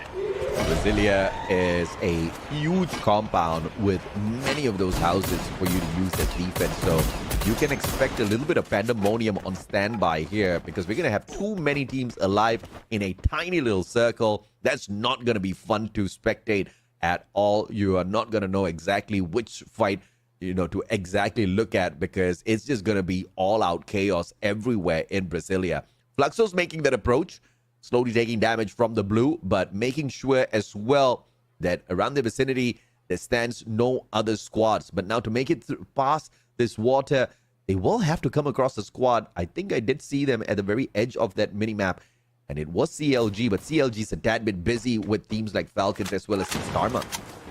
Yeah, I mean, Falcons is already found their piece of real estate inside of Circle, and CLG will be dealt with in a bit if they will be given a chance. But if in case Fluxo tries to get in either way, it will be Team Falcons who might take advantage of those elimination as Fluxo is slowly closing in. So the rest of the teams are already into this next phase, this third phase of the Circle. The only question is who or where will the fort head into? Fluxo approaching. But they got scanned out by the R1. Question is, who brought that out? Was it CLG or Falcons? Either way, Fluxo now has been found out, and they're now watching their backs, which means Fluxo is about to get gate kept. CLG fires a couple of shots up against Geo, finds no connections whatsoever, but the Circle's technically doing all of the damage, and Fluxo doesn't really have a lot of medkits to work with. Yeah, I mean, they have lost a few more of those resources, especially as they stayed outside. One has gone down already, MT7. Now, let's see if anything can be done by Fluxo. They did use the launch pad to be able to get on top of CLG, but across them is Team Falcon. So they need to be careful if they want to survive the final phase of the Circle and probably bring down Team Falcons at that. Fluxo could have chosen the wrong route here, but Falcons will make that rotation, which makes this the right route. Beaten knocked down onto the ground. G with the woodpecker from afar, and he tries to make a good work up against Ray as well. That shows up out of nowhere. He was divine throwing in a play into the mix. How Evil's Divine was trying to make their way against Team Falcons. They back away in one corner, and let's see if they can put up a fight because of how aggression as well as how a lot of teams is surrounding them. They might not move an inch and just wait for the perfect timing. 6 Karma though, one playing is very close to them. It might be behind this building that Evil's Divine has taken, and he's also biding his time just to make sure that they can grab a few more elimination points if they cannot take, or a few more of placement if they're going to take elimination. Smart play coming through from Peter here, breaking down his glue wall just to find a little bit of an angle with the grenade, and those glue walls down. The rest of the players just swoop on into the house, fighting player after player on the side of Evil's Divine, smashing them to the ground. Ray and Bara were able to get out through the window, but where can they run? It's just all-out chaos out here. Even if you get away from Falcon, somebody else is bound to shoot you down. A lot of teams are waiting, and this is royal. This is a lot of real estate being taken by Planet teams. Peter is putting a lot of pressure on Evo's Divine, but no hits just yet because Delta is waiting for their time as well. They might not be surprised to meet up against Team Falcons, but this is a little too late into the game and doesn't have an angle to play with as well. Falcons players alive on their side, and E1 Divine is proving to be too slippery for them to catch. E1 on the other hand, try to focus onto Pain, and the elimination onto Noda stolen away by Pain. And CLG now in a little bit of trouble because here comes a little bit of extra pressure. Dark steps on through and he gets instantaneously punished, and it's just all-out chaos between these three. Yeah, I mean, CLG gets away from their compound, and probably that's the one thing that Fluxo is trying to take as well, but gets into the chaos of all those engagement. E1 Sports, though, just sitting pretty on one side. 9 elimination already. Pao is already out for the count, and what they can do is take advantage of all the chaos that's happening. CLG is trying to do the same thing on the rooftop. I guess they have to go back and pull away from all those engagement and get a better position, and they can grab a few more if E1 Sport will not pressure them from below. Yeah, it looks like Falcons are not going to be able to make it through to the next circle here. They have been left behind. WAG kind of facing a similar situation as well. Moja will make sure that Falcons doesn't make it through, and the Falcon Hunters are back at it, baby! And they are going in for WAG as well. Bigatron Delta making a name for themselves for sure on the second day. Young now with the Trogon on for the approach. Bitten goes down. It is CLG. Floki from the back. Igwin won't be able to take the back step up against him, but CLG still stands tall up against the Indonesians now. Bigatron Delta, 16 eliminations strong up against CLG, who are down in numbers. Bigatron Delta going in for the push right now. FAQ is trying to go in for the pickup. Dix flanks over, managed to get away and replaced by Nems onto the push. It is a battle on that top, but Joker as well as Dark is going in. Dark against Dix and only a few HP. There goes the Booyah being taken, and this is was it CL? Yes, CLG. Yeah, grabbing that Booyah. I mean, CLG, I thought it was the end when they flew in straight in between the fight between E1 and Pain Gaming. I thought that was the end, right? But it was not. They handled that craziness. They handled that situation so well. And even towards the point where they were being ambushed by the players of Bigatron Delta, they lost a player first. It was Joker 21 that got shot down. And instead of getting aggressive, they focused on picking him back up, and they continued that fight. This one mistake made by Dix on the side of Bigatron. He tried to route around outside the circle, tanking so much of damage from the blue. And obviously that wasn't going to serve him right. This was that sequence of play where he was already low on health, and then he just jumps on out to see if or not he can flank around. That's definitely not going to help him out, man. And Joker 21 with that final shot. And of course, the battle between FAQ and Nems, that was beautiful. Both of them took each other down at the same time. And because they're playing outside of blue as well, if they have rotated a different way, they might have grabbed that. But let's head over to our host and to their interview as well. Estamos aqui com o tradutor deles também, tá bom? Então a gente vai fazer nesse mesmo esquema, tá? A gente vai fazer as perguntas em inglês, depois vamos traduzir para o português. Please, Yusu, go ahead. Thank you, Carol. So, open for our first questions. First of all, congratulations for having your first Booyah. So many people doubt that you are one of the team of the LATAM region, right? Yeah, and many people doubt that they are not strong. So you are here at the global finals and you just got your Booyah to prove that they are wrong. So do you want to say anything about this thought of many people? Primero que nada, felicidades por ese primer Booyah. Segundo, siendo parte de los equipos latinoamericanos, mucha gente dudaba de por qué tenían que estar aquí. Entonces, ¿tienes algún mensaje que quieras darle a esa gente que dudó acerca de su clasificación? Primero que todo, pues muchas gracias. No, pues las personas que dudan de nosotros es obviamente por el bajo nivel que creen que tiene LATAM, pero nada, nosotros venimos aquí a representar bien y es el primero de muchos Booyahs más. Well, thank you very much to everyone who congratulated us. Now, people normally think or they question our presence here due to the level of the region. However, we have just shown to you that this is the first of many Booyahs. Perfeito, perfeito. Ela perguntou justamente sobre os times da Latam serem sempre considerados das regiões mais fracas por aqui. E ele prontamente, e ela perguntou se ele teria algum recado em relação a isso. E ele prontamente respondeu que as pessoas podem duvidar deles, mas eles estão aqui para mostrar o potencial deles e vão garantir mais buias pela frente. Okay, so you have a Brazilian coach, and I would like to know, does that help you better understand the Brazilian play style, and how about the current world champions, Fluxo? Tienen un coach brasileño y quieren saber si eso les ayuda a entender un poco mejor el estilo de juego brasileño, y también quieren saber qué opinas acerca del campeón actual Fluxo. Pues sí, lo del cuadro brasileño siento que sí influye, tiene una mentalidad mucho más avanzada al juego que tenemos acostumbrado en Latinoamérica, y siento que sí influye, y pues lo que pienso de Fluxo es que son un muy buen equipo. Having a Brazilian coach does influence their thought process. He has a very different thought process than what we have in the Latin American region, and he thinks that Fluxo is a really good team. Perfeito. Perguntei para ele sobre a importância, né, de ter um treinador brasileiro. Para quem não sabe, o técnico do time da CLG é o Anreda, que é bem conhecido dentro do nosso cenário competitivo. Perguntei para ele sobre a importância de ter esse coach, né, o Anreda como técnico, e ele falou que realmente é muito importante, que eles conseguem ter uma visão melhor também dos outros times, tanto brasileiros quanto os tailandeses. E também perguntei sobre o Fluxo, os atuais campeões mundiais, e eles acham que eles são muito bons. Família, vamos agora para os melhores momentos, porque a gente já teve buia brasileiro e buia da Latam. Tô sentindo que hoje Latinoamérica vai dominar. Highlights? Yes, and first booyah belong to Brazil and now Latam. It's really interesting for today, right? Yeah. Unlike usual, like yesterday. So, we will continue our third match, and now let's head back to the caster and watch our analyze.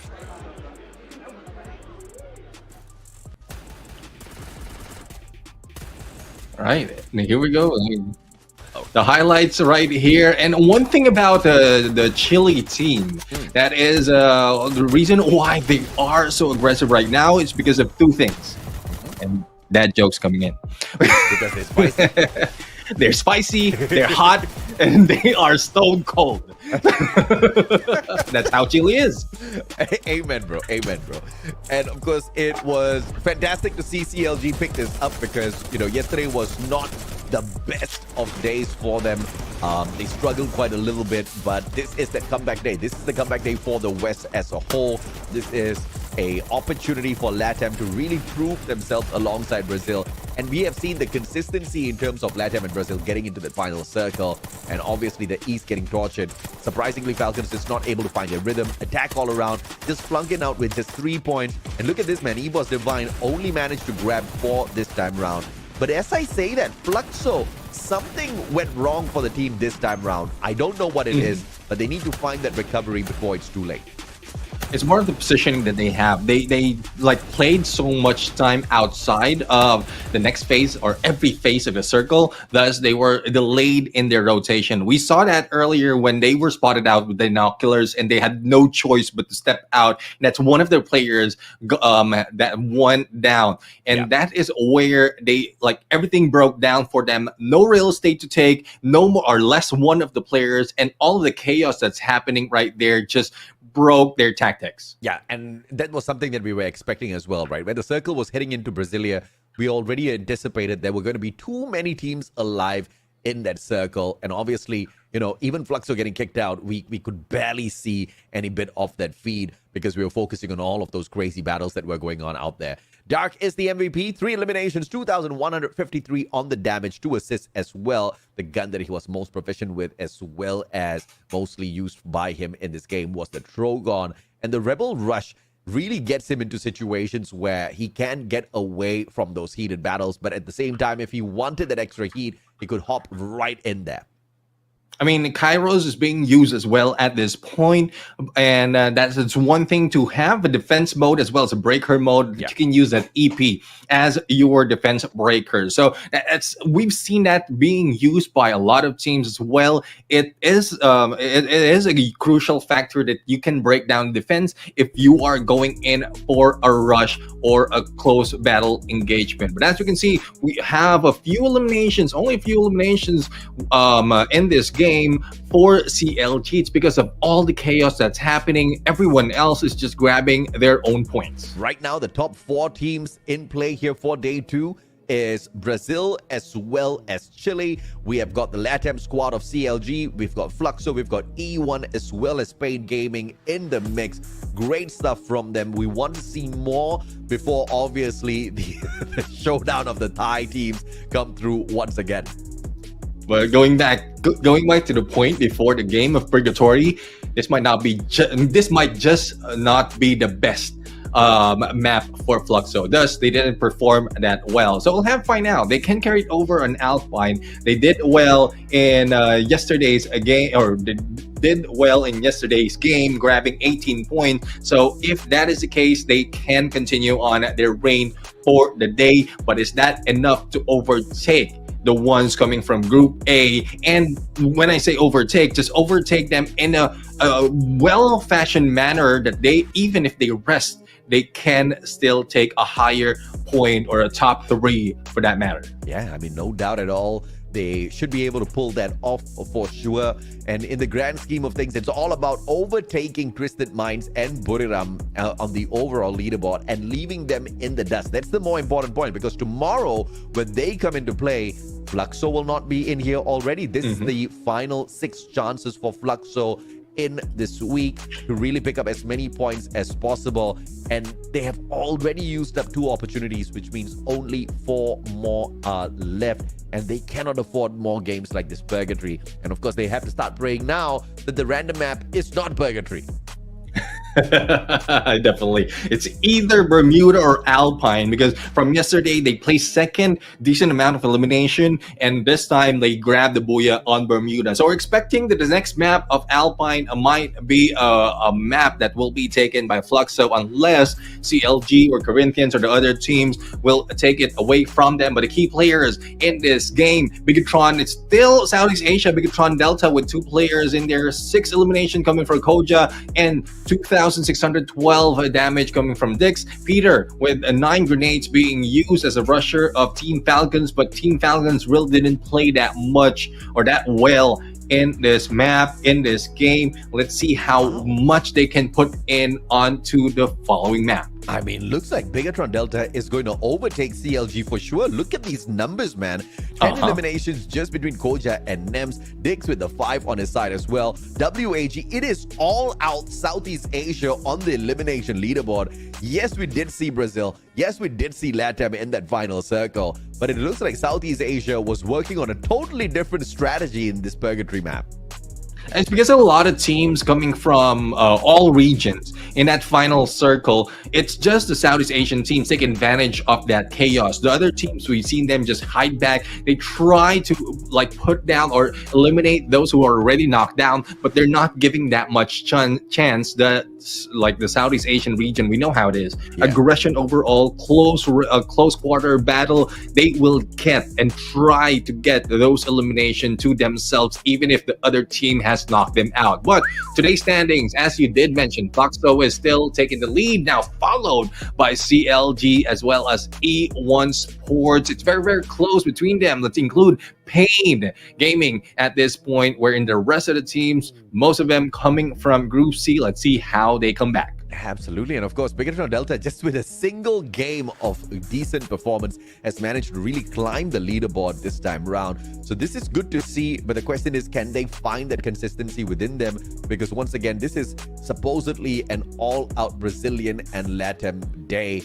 They have been performing very, very well. They feel comfortable. They have already found their rhythm. They did all of their homework off of day 1, and it's coming to fruition here. And let's take a look at the overall standings as well. Those that are grayed out are, of course, from Group A. They're not in play for the day.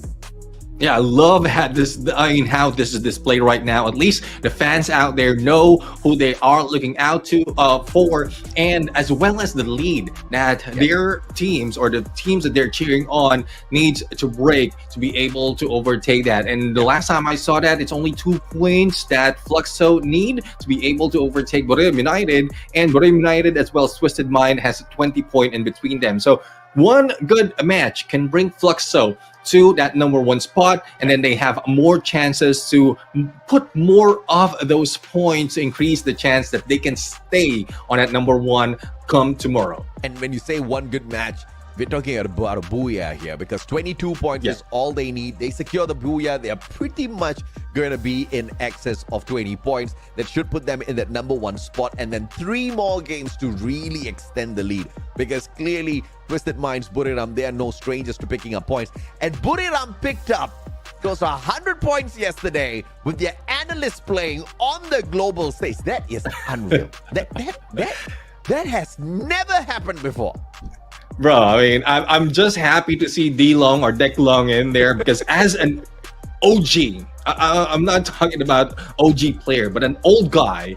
I mean, I really love to see Titos out there playing out in tournaments just like this. Give me hope. It gives me hope that I can do the same.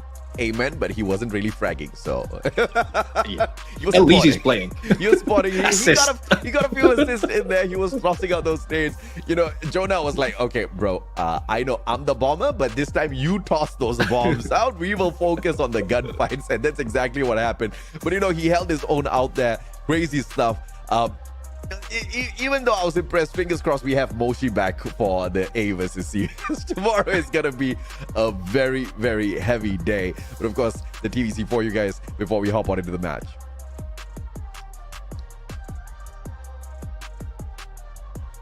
Wait a little bit. Yeah. In 3, 2, 1. 2, 3. Okay, I guess I get to talk a little bit longer. But, you know, of course, we talked about how Fluxo was getting...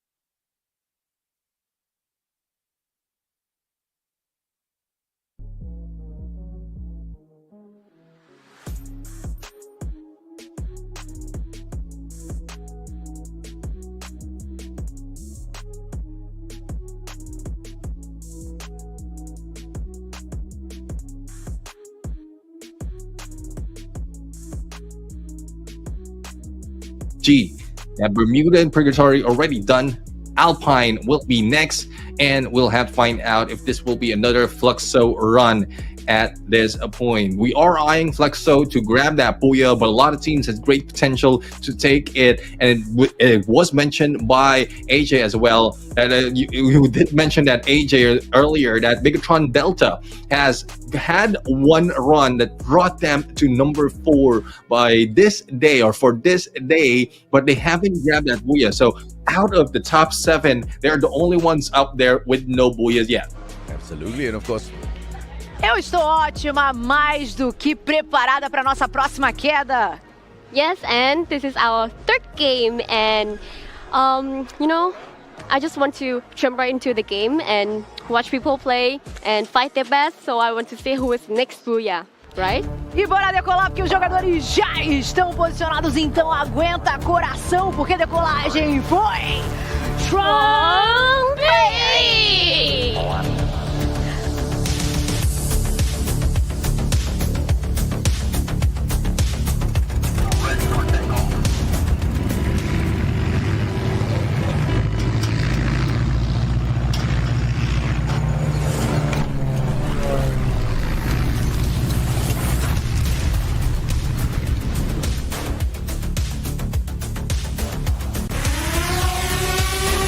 Have it. We are now in Alpine. Earlier we saw the Chile team grab that booyah. This is also another Chile map, so let's see if this is CLG's way of getting so much point. As we look at the flight path right now, coming from Ocean View, going into Vantage, the teams are spreading out, but compared to what we seen earlier, they are spread out too close to each other. Thus, a lot of early engagement has happened, AJ.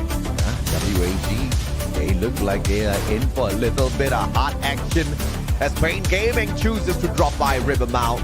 X-Ball getting caught out here by Noda. Allen picking up on this instantaneously and trying to give them support fire. It looks like Noda is in for some good pain shortly. Gets to the man. Is not going to be able to get away from this. Gus gets sprayed down. Noda still hanging on with the XM8 in hand. Spots the player, but it's two players with the electrotherapy in hand as well. Cyrus gets the spray. Noda. At that point, I mean, because of the electrotherapy, his name has been put in as no damage, as he wasn't able to put in a fight in that engagement. 3 elimination already being brought in by WAG. The Binoculars being used to scan out anyone left, but no one else is in there. Very close to them is Team Fluxo that can bring more of a great battle or more points for Fluxo or WAG if they meet up. A bounty has been put out for Bobs, as he was the closest one to this area of WAG. And as Motovia gets away from the rest of those players, Megatron Delta might just be able to pick up on him. Man has got no coins just yet, still out on a mission to pick up a few extras. Now, there is a coin machine right outside that compound, but that's going to be putting him straight in the crosshairs of Bigatron Delta. And it looks like Kyung might have just sniffed him out already. This looks like it's going to be all over for Pain Gaming. The guy cannot afford to buy back anyone just yet. Tell me he lucked out here. Tell me he lucked out here. I think he lucked out. Oh, let's see. I mean, let's see if he'll be spotted by Bigatron Delta. But Motovea really needs to get away, probably in a car, in a motor vehicle at this point, as Bigatron Delta is just on his heels. He's alone. Shut up, man. I'm sorry, I'm on a roll. That joke's on a roll. Motor vehicle. But you know what he's really good at? He's really good at keeping his head down. And I cannot believe Bigatron Delta didn't spot him up. Are they coming in for the coin machine, or are they coming in here for the man who's good with the motor vehicles? I had to. He couldn't wait anymore. Stayed up, starts firing, and Kyung will find the final bullet in a coffin for Pain Gaming and gets eliminated early this time round. And there you have it. I mean, they felt the pain, and they will be feeling it for a few more minutes until the next map is on. But Bigatron Delta, 1 elimination at this point, and they just need to make their way from Vantage to the bigger part of the map. E1 Sports, though, is in 1 compound, is being spread out, is 6 karma. But Bad is feeling bad at this point, as he left out only a few HP before he heals in, and Bad is still being gunned down. Mr. Ali goes in for a 1-2 punch. Oh my god, it's Wask! And the aggression is paying off. Delax, can he get away? No, he cannot. Mr. Ali says, you stop right there. The points are for us. Finally, it's Wask that's popping off. And it looks like Pocho and Bad gonna have a really, really rough time here. Pocho especially surrounded by E1 Sports as well as Wask. Man's not in a good place. Bad has to go on a recovery spree here now. And enough of you, Mr. Ali, says Pocho, finally putting him to rest. And Mr. Ali just floated like a butterfly, but fell down like a bee. And Bad right now in a bad spot, being alone. And E1 Sports as well as Wask surrounding them. Binoculars being used on the other side of the map. It is a Fluxo go against Corinthians, but Corinthians has been split off. Will this work for them to their favor, or will Fluxo take advantage of them spread out? Woodison tries to go in for the flank a little bit too deep, though, if in case he's spotted. But MT7 goes in for a hack takedown, and this is a push that Fluxo can take advantage of. I mean, these boys, they swapped out Yago for MT7, and he's no slouch, right? Look at him, man. Clear shots he's taking with that M82B, which is in, though. Makes one little mistake, and the VSK does find him in the chest. Sprayed down. Nike Boy will be traded out by GU. Thus far, Fluxo doing pretty well up against Corinthians, forcing them to back away from this gunfight. Yeah, I mean, Alpine is a map that Fluxo is very comfortable with, and they grab a lot of points from yesterday. So I guess it's true. What we have seen is Purgatory is not their map, and they can just push that away right now and focus on those engagement. But Evil Divine, Barra, a little bit too cheeky in his position and clearing with a triple takedown with that M79. Oh my God, what a payback from WAG. That's what you get from stopping us from claiming our booyah earlier on, says WAG. My goodness, what a nade from Krillin. It just took one to get that triple. The final player sprayed down, and he's got 4 eliminations to his name already. He must be smiling at this point.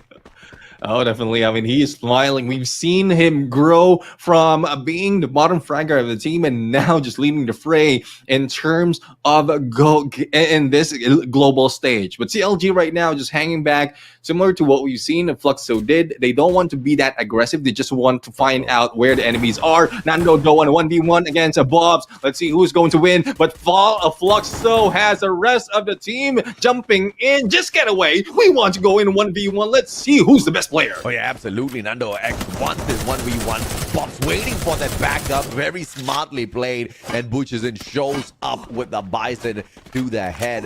And Fluxo now 5 eliminations strong. 10 more teams left on out here.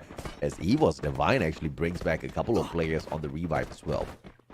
Yeah, 10 teams rather in this play, but Fluxo doing it once again, staying outside of the blue, waiting for perfect opportunity. I don't know if this is a perfect opportunity for them to move in, because they will be taken after 7 seconds to be chased by the blue again, and their approach might be on to Rai, but as you can see, we have Corinthians already going in there from Rivermount, as well as WAG coming from base camp. So it is a risky move for Fluxo as they head into stadium and made a long route to go into the next phase.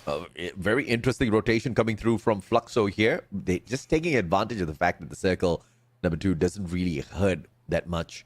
Attack all around, flying on in, potentially to meet 6 Karma, and what a meeting that was. Straight up 2 players down on the ground. Posho, the final survivor. 200 more coins in his pocket, but EVOS Divine shows up. This is the end for Karma.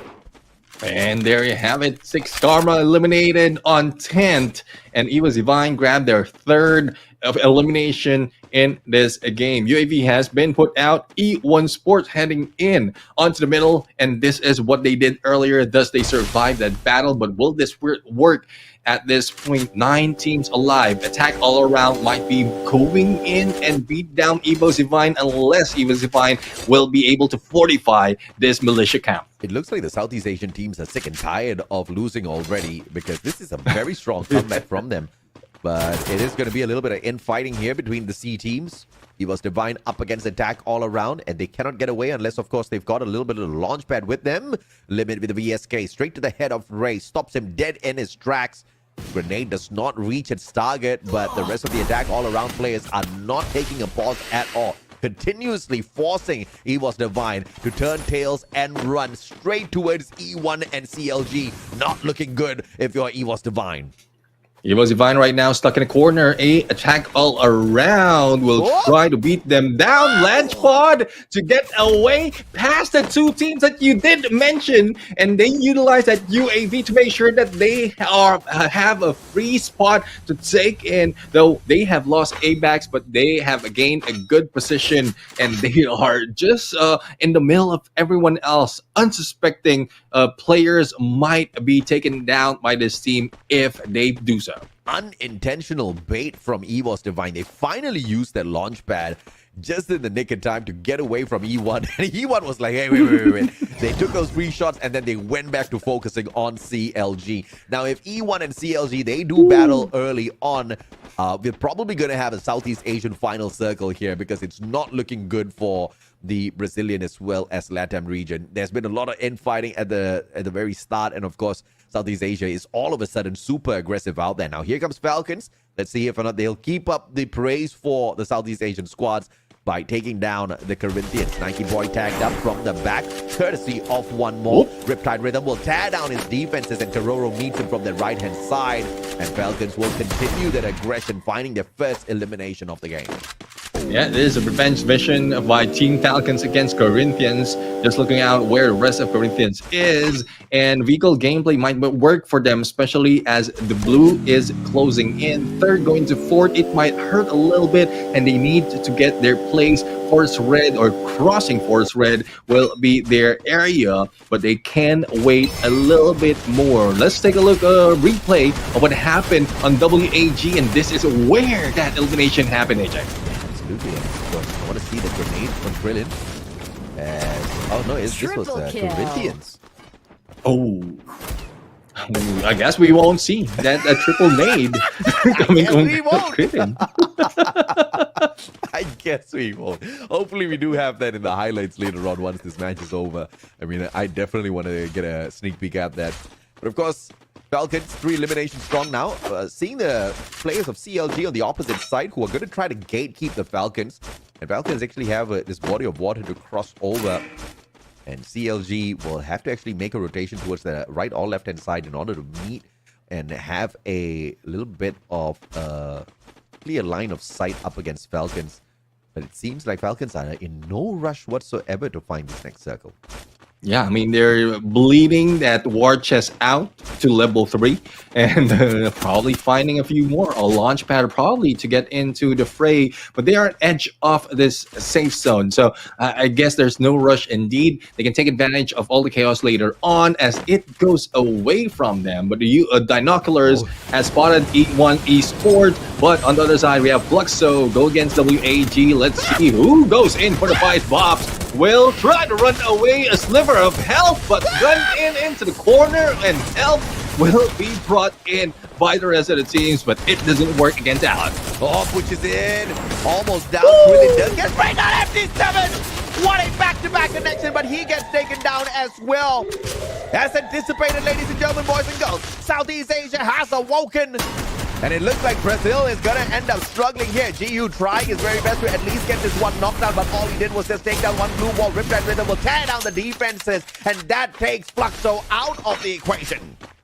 GU has lost geography at that point. No land to stand in. WAG has grabbed a lot of elimination. 12 points indeed. And as you said, Southeast Asia is back, baby. Shut up, Neptune. What geography?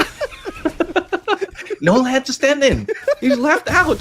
All right, one more Southeast Asian team. The bar has been set. Can you take CLG out of the equation? Attack all around. Not really finding their rhythm just yet. But if they can't do it, they're potentially going to flush CLG straight into the crosshairs of EVOS Divine or Falcon. But now, WAG off-screen Corinthians, they got cooked. Southeast Asia all of a sudden on fire. Still, we still have CLG, who's putting a lot of pressure on attack all around. Team Falcons slowly closing in from behind, and it might not be suspected by CLG. Here comes the pressure of Home God going in for the rush. But will be taken down. Jump God goes in on that Rebel Rush as well into the open against Team Falcons. The pressure is on, and Floki will be taken down. FAQ might be next, and Dark and Joker won't be laughing at all. Yeah, attack all around. They got caught off guard here, just thinking that they had one team to deal with, but instead it was Falcons out of nowhere that brought the pressure in, spraying down two of their players. And at the end, Falcons, they stand strong. And can you believe it? Wasp stands between three Southeast Asian teams here for the Booyah, and they've got a 22% potential win rate. Oh, I mean, the Moroccan team will be in here awakened at this point. I mean, it's just the fight that Mr. Ali has brought in. Yeah, they are going floating like a butterfly and stinging like a bee. Come on, Wasp. This is the time. This is the moment. You gotta wait for the opportune moment. On fire, down on the ground. Aim God with the beautiful vector spray will be able to get one. And look at the backup coming on through. One more stands his ground, shutting down Bara. Aim God gets taken out of the equation as well. And out goes EVOS Divine. Falcon, though, with On Fire still bleeding out. WAG trying their very best to take advantage, and they do that so beautifully. Allen with the double, courtesy of the Drogon. Krillin finds the nade as well. Falcons, you do not get the Booyah, and Wasp stands up against WAG for the final sequence. 18 elimination being brought in by the Vietnamese team, WAG, and Mr. Ali is being pressured right now. X-Bower tries to go in for the flank, and let's see if they can take them down. Mr. Ali pulls out that Skylar, and they are now struggling to go in for the push against Was. Therin needs to make do. Famas in hand, but no damage is being dealt. Alan receiving all of those, but managed to heal up. I don't know what Mr. Ali was thinking because his Skylar's shot of the Riptide Rhythm took down his own team's glue wall. So this is not working out the way they planned. But Was still hanging on with one final player. It is the one and only Big Boss. But Cyrus has the Drogon finish the job, and WAG grabs the booyah in a solid way. WAG, I mean, they are back.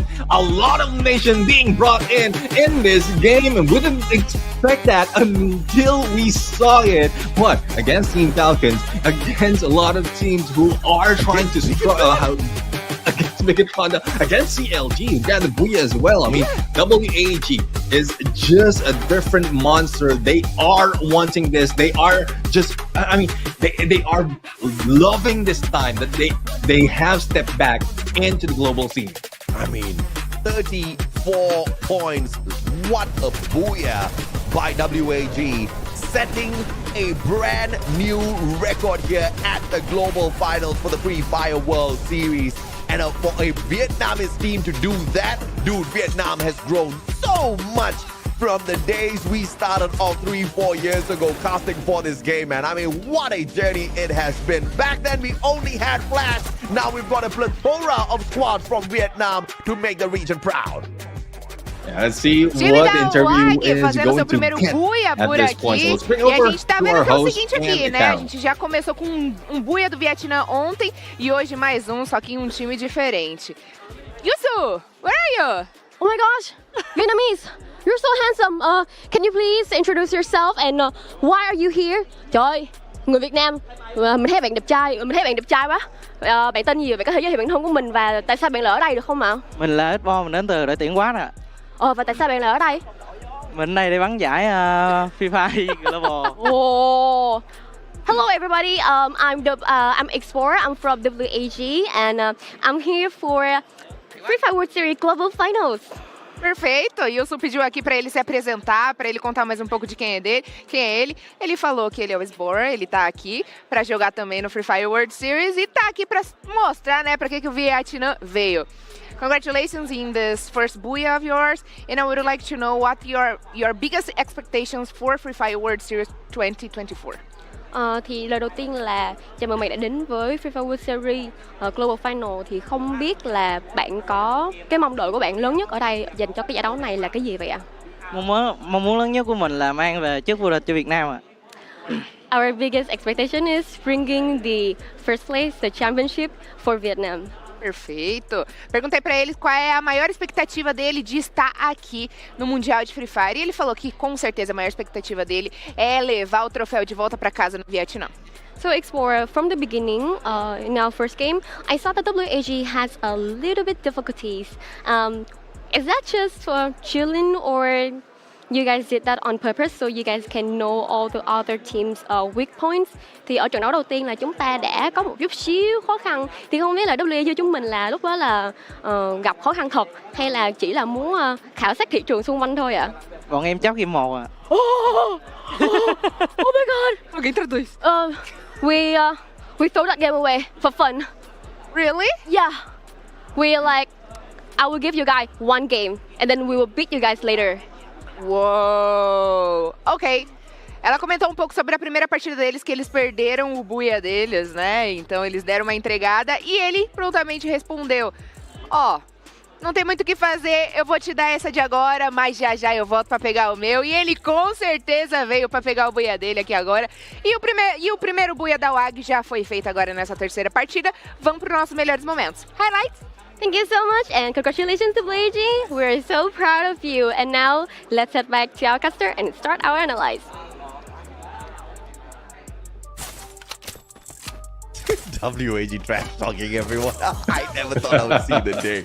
But what a beautiful game this was for the squad, especially with the Krillin with a triple grenade. And this was that point, right, where Dix, Kyong, Koja all went down to Krillin. I mean, on their knees they were. And at that point, it was pretty much confirmed already that Southeast Asia was just playing this on a whole other level. The first two games, they went super aggressive. But the third game, you know, Southeast Asia just turned on a different sort of a switch and just flipped on everyone. Yeah, they flipped on everyone, but for Fluxo though, I mean, they managed to overtake Bermuda United after the game or after that game, but they didn't grab the Booyah as expected. But for WAG, again, I did mention earlier that they're taking advantage of this spot because for the longest time, since 2019, the team, the organization WAG, only managed to step into the Free Fire World Cup. And this is the time that WAG can show up once again and put their name on the board. Hopefully this continues on. I'm not cheering on just for WAG, but for the others who have stepped in first in this year's Global Series. And we really have to respect Alan. I mean, he was playing the Cassie. The electrotherapy bond was there. And he went outside the circle just to keep the connection on so that his rusher can go in for those engagements. After getting knocked down by the blue zone, he still managed to crawl back into the circle, maintaining that electrotherapy bond to make sure Krillin could do the crazy sort of damage that he could do out there as well. I mean, there's just no other way to call this. It was a phenomenal play from everybody on the side of WAG. Massive number of eliminations, and they have officially set the record. Vietnam has set the record.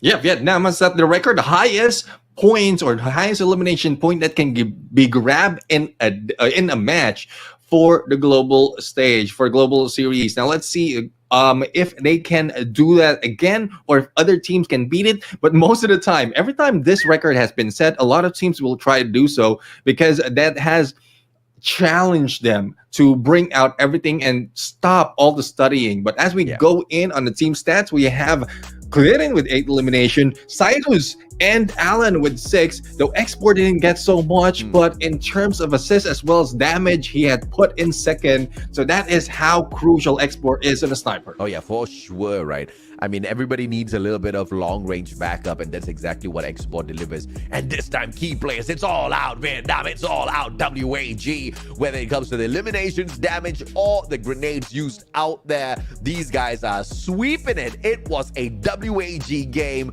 Nobody else is the highlight here. It was all out Klerin or the key players. I mean, he's just across the board. Regardless, he just takes over.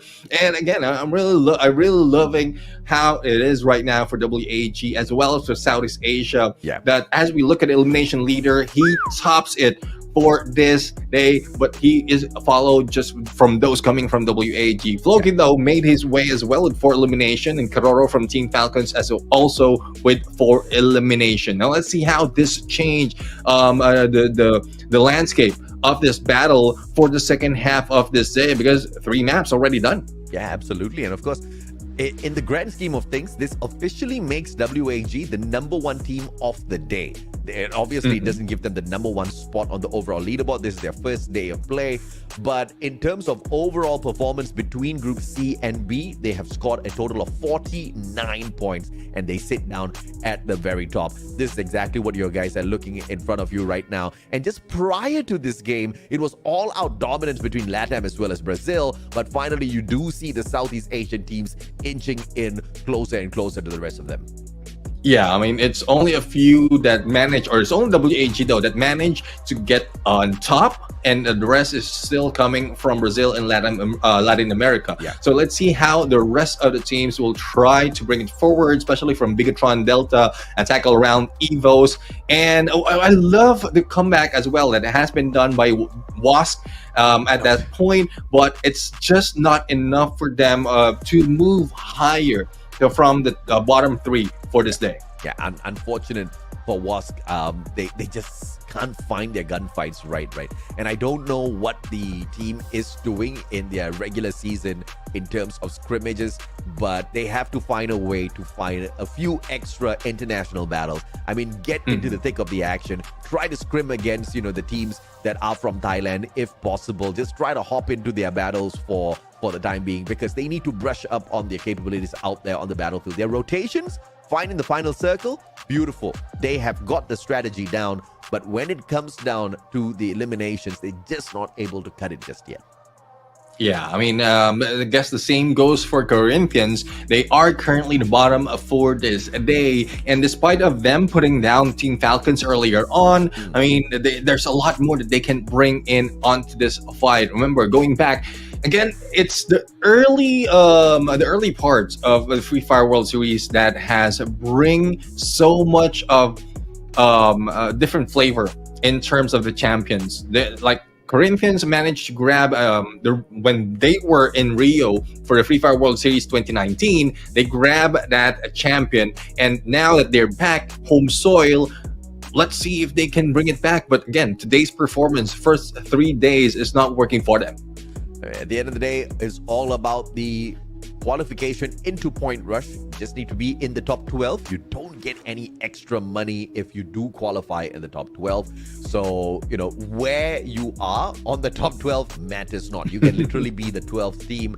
So as long as Corinthians kind of keep up with their end of the bargain in that way, I think I'm going to be smiling. But of course, once again, it was started off with a Brazilian booyah, and then a Latin American booyah, and now a Southeast Asian booyah. We are ticking all boxes today. Oh yeah, let's see. I mean, we might see a different region taking another booyah, probably a team from Mexico, but it doesn't show just yet.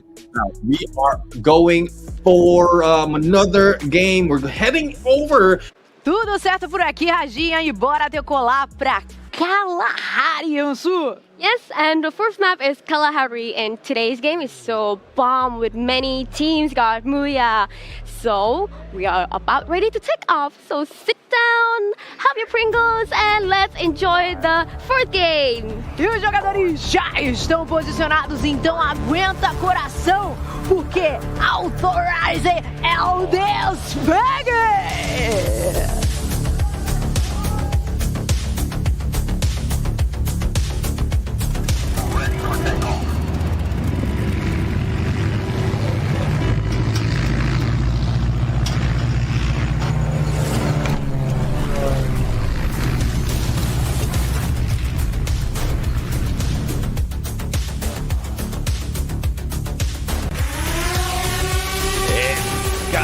Time, baby, as we head on into the desert. Y'all gotta remember to bring your Pringles, baby, because it's gonna be a little difficult to find some food out here.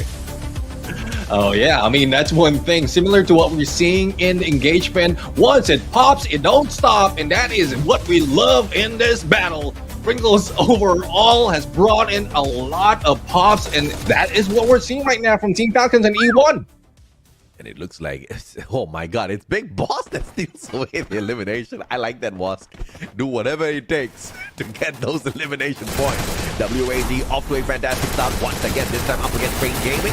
And it looks like it will be a back-to-back where they get shut them down. Quantumia down, and the team is out. What a start by WAG.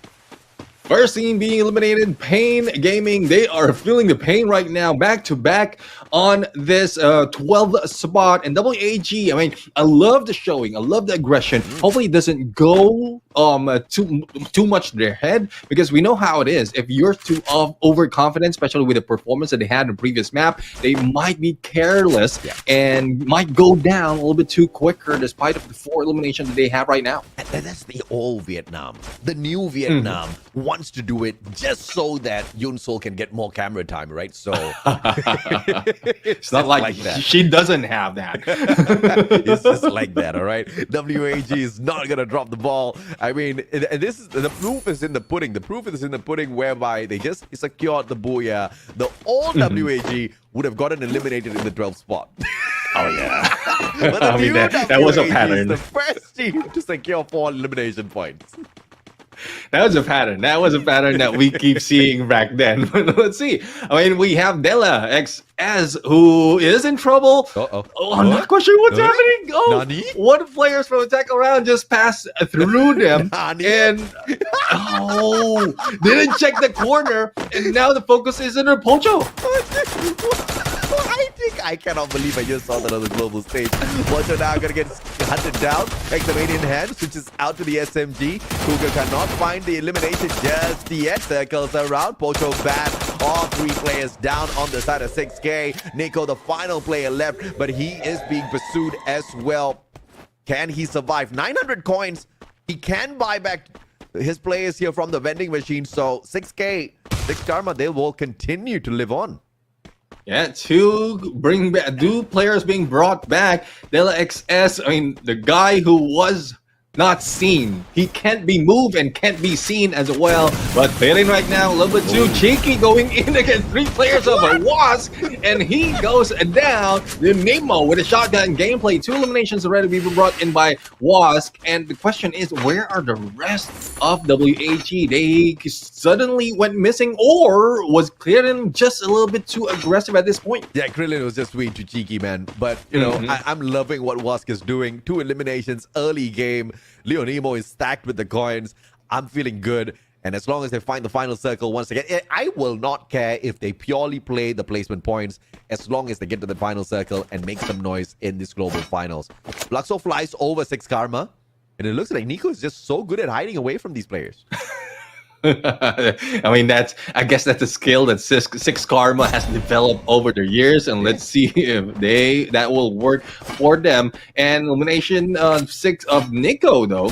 Let's see if that can push through for the rest of Fluxo. MC7 trying to go in, but still managed to leave empty-handed. No elimination, no damage being dealt to Nico because of the XM8 that he has at this point. Nico making sure he follows up with MT7, slowly cutting down the distance, but obviously MT7 has called for the backup already, which is in, spotting him from afar, but MT7 literally does the job all on his own. I love what he did there, being the sniper of the squad, put so much of space between him and his opponent, and then turns around and turns the tables as well. EVOS Divine, on the other hand, though, up against E1. It looks like they are taking quite a bit of damage. Aim got revived already. And the man drops right back in here. E1 Sports with that high ground, making great work of their position. E1 Sports is one of the team that carries too much of a sniper at this point. If I'm not mistaken, it's a triple sniper that they have right now, and they are taking advantage of the terrain that they have against EVOS Divine. But it's the finisher that they need to put in to get those points. And EVOS Divine, you know how it is. Once they recover, they might flank over onto the other side and go in for the backstab. But we switch over to the other part of the map, attack all around, being hunted and stalked by Flux. So at this point, Fluxo can get the job done here. Poon God, grenade goes wide, and Bobs does not miss. Tags himself up with the corner of that wall. GU sprayed down by Poon God. Things not going so well for Fluxo. Bobs needs to get at least 1 elimination here. Tosses out the grenade with the grenade launcher. Does not find the connection and has got the AC-80 in hand. But the man's going to get sprayed down by 2 players at the same time. Bob still surviving, but Jump God finally nails him, puts him down on the ground. GU already revived limit. Will be traded out by MT7 here, but the rest of the battalion is reaching him slowly. Butches in, finds Cougar, and attack all around. All of a sudden finds a fair fight in Fluxo. Oh, MT7, no. Oh my goodness. I mean, this is the only guy that we've seen in many instances up close and personal with a sniper, but seen on the backup. Only 1 remains for attack all around. Jump on, might not be able to jump around, and they will be out on 11. MT7 with the penta on the eliminations. This man is insane.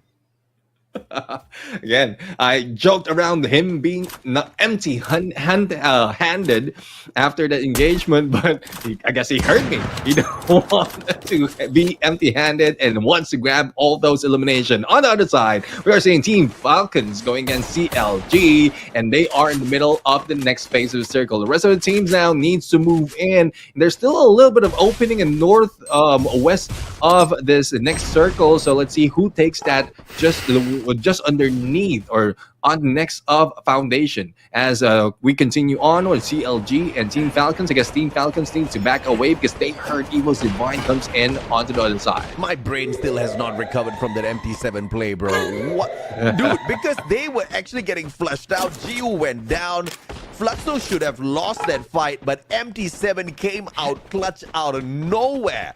I mean, Fluxo, that they better give the man a raise for sure, especially if they win the championship this time and become the back-to-back champions through the squad. And of course, as I say, back-to-back champions, here's a team that knows what it means to win back-to-back championships at the FFWSC the previous year, or previous time, alongside that Esports World Cup. But now potentially going to leave CLG waiting as they find a couple of engagements and shots back and forth up against Evil's Divine. Yeah, I mean, let's see how well they can play it out against CLG as well as Evo's Divine, but Joker not joking around. And on the other side, Bigatron Delta, a team that has been taken down by WAG a little bit early from the previous map, is trying to go back into the play. 1-3 split, Koja backing off on the flank, probably getting a good angle onto E1 Esports as the pressure is being brought in. And there goes the launch pad. Pow is still alive though. Will he be able to fly? Yes, he did. Fly high, but falls down, and Pow eliminated, and the rest of the teams are struggling to get away. They're out and open. Yeah, that was just a panic play from E1 Sports. They tried to aim for just behind the building, but landed out in the open grounds and got sprayed down by Bigatron Delta. And obviously, it does not help the situation that Six Karma was in angle to find a couple of shots on them as well. Just unnecessary battles, gunshots sustained there for E1 Sports. And look at Bigatron Delta just going in for the push and not really waiting at all, not wasting time. Bitin's gonna get caught with his pants down with the Bison in hand, but he will still get sprayed by the Trogon, courtesy of Dix. Yep, and Bigatron Delta, third elimination being taken. Six Karma very close on them, but they might have heard that, but they might not be focusing on Six Karma at this point. They will need to recover, get all those resources, and then see if they can get a good angle. One of the players from Bigatron Delta has already managed to grab a good position on the high ground in that tower, but on the other side, they are looking into that refinery gameplay coming from Corinthians. Brazil cannot allow Southeast Asia to take over the momentum here, so they have to shut them down, and they have to shut them down hard and cold this time round. Of course, Pow is way too far outside the circle and travel past command posts and towards the Bayfront area is going to take quite a little bit of effort. But there's a potential they have to come across Fluxo as well. WAG circling on around. They will find Corinthians. Corinthians with that high ground advantage. But obviously, this platform is not very safe because it exposes your head. And Nando just making the right move here, taking a slightly lower angle for the engagement with that AWM. But not taking it too risky of a fight as well. They want to survive. They've got the circle. They don't really need to get into that aggressive battle. And WAG uses that opening to get in deeper in towards the next safe zone. Straight in shooting range of CLG. Yeah, CLG right now. I mean, this is a raid by WAG, and let's see if they can bring the house down. Explorer going in on the rooftop as Floki is being gunned down, but Clayton will be taken down as well. Now, two of the players, one of the players from both sides. Explorer sniper over. All he wants to go back into his elimination spree, and this is what he's doing right now. X-Ball is mostly the MVP of WAG, but he didn't put up so much of an elimination earlier. Now he is out for blood. Dude, X-Ball is insane. He dropped in there with an AWM, all right? He could have gotten straight down. I don't know what CLG was doing with that information. They were just watching him and they're like, hey, there's an opponent here. Without doing much, an X-Ball literally took an up-close and personal shot, got the knock. Allen walked in, got the double elimination as well. I mean, WAG, where was this team all this while with this sort of an aggression? I love it. We look for the consistency. They're serving it up as well. But CLG still surviving. There's one more survivor. Job's not completed yet here for WAG, but they cannot get greedy just yet, Neptune. Yeah, definitely. I mean, not too greedy, but again, they're living up to the name. They're walking against God, or amongst gods at this point. But Fluxo right now is biding their time. They're waiting for the perfect opportunity to get into next phase. But we've seen one other team being eliminated as well. But Wask, though, last time we saw Wask, they are out onto the west outside of the blue. Now they are taking Bayfront and first into the next phase. WAG, though, back in play against Evo's Divine. Now let's see who goes down in this battle. Dude, I'm such a huge fan of Wask at this point of time, man. I mean, time and time, they are horrible with the gunfights. But look at the tactician play coming through from them time and time again to find these final circles. Even the big teams are struggling to get to where Wask is when it comes to the positioning, and they just do it so easily all the time. They just cannot sustain those gunfights, which I hope to see them improve before we get into next year. I mean, but if because they can pull out some sort of miracle and improve it by next week, I would be all in for it. I mean, if they're playing through tactics overall to get those final circles, then they might be able to play through tactics as well to get all those points by next week. Because again, whoever it is that's planning it out, whether it's a teammate or the coach or the analyst, it's just doing a great job. It's up to them to put in so much of an effort to get elimination. But it's just a basic. From the beginning, you get a pace of how the other teams are approaching each phase of the circle, and then that's where you put in all those tactical approach to get elimination from afar. Now, what's Corinthians doing? Corinthians, calm down. Calm down, Corinthians. You're ruining what?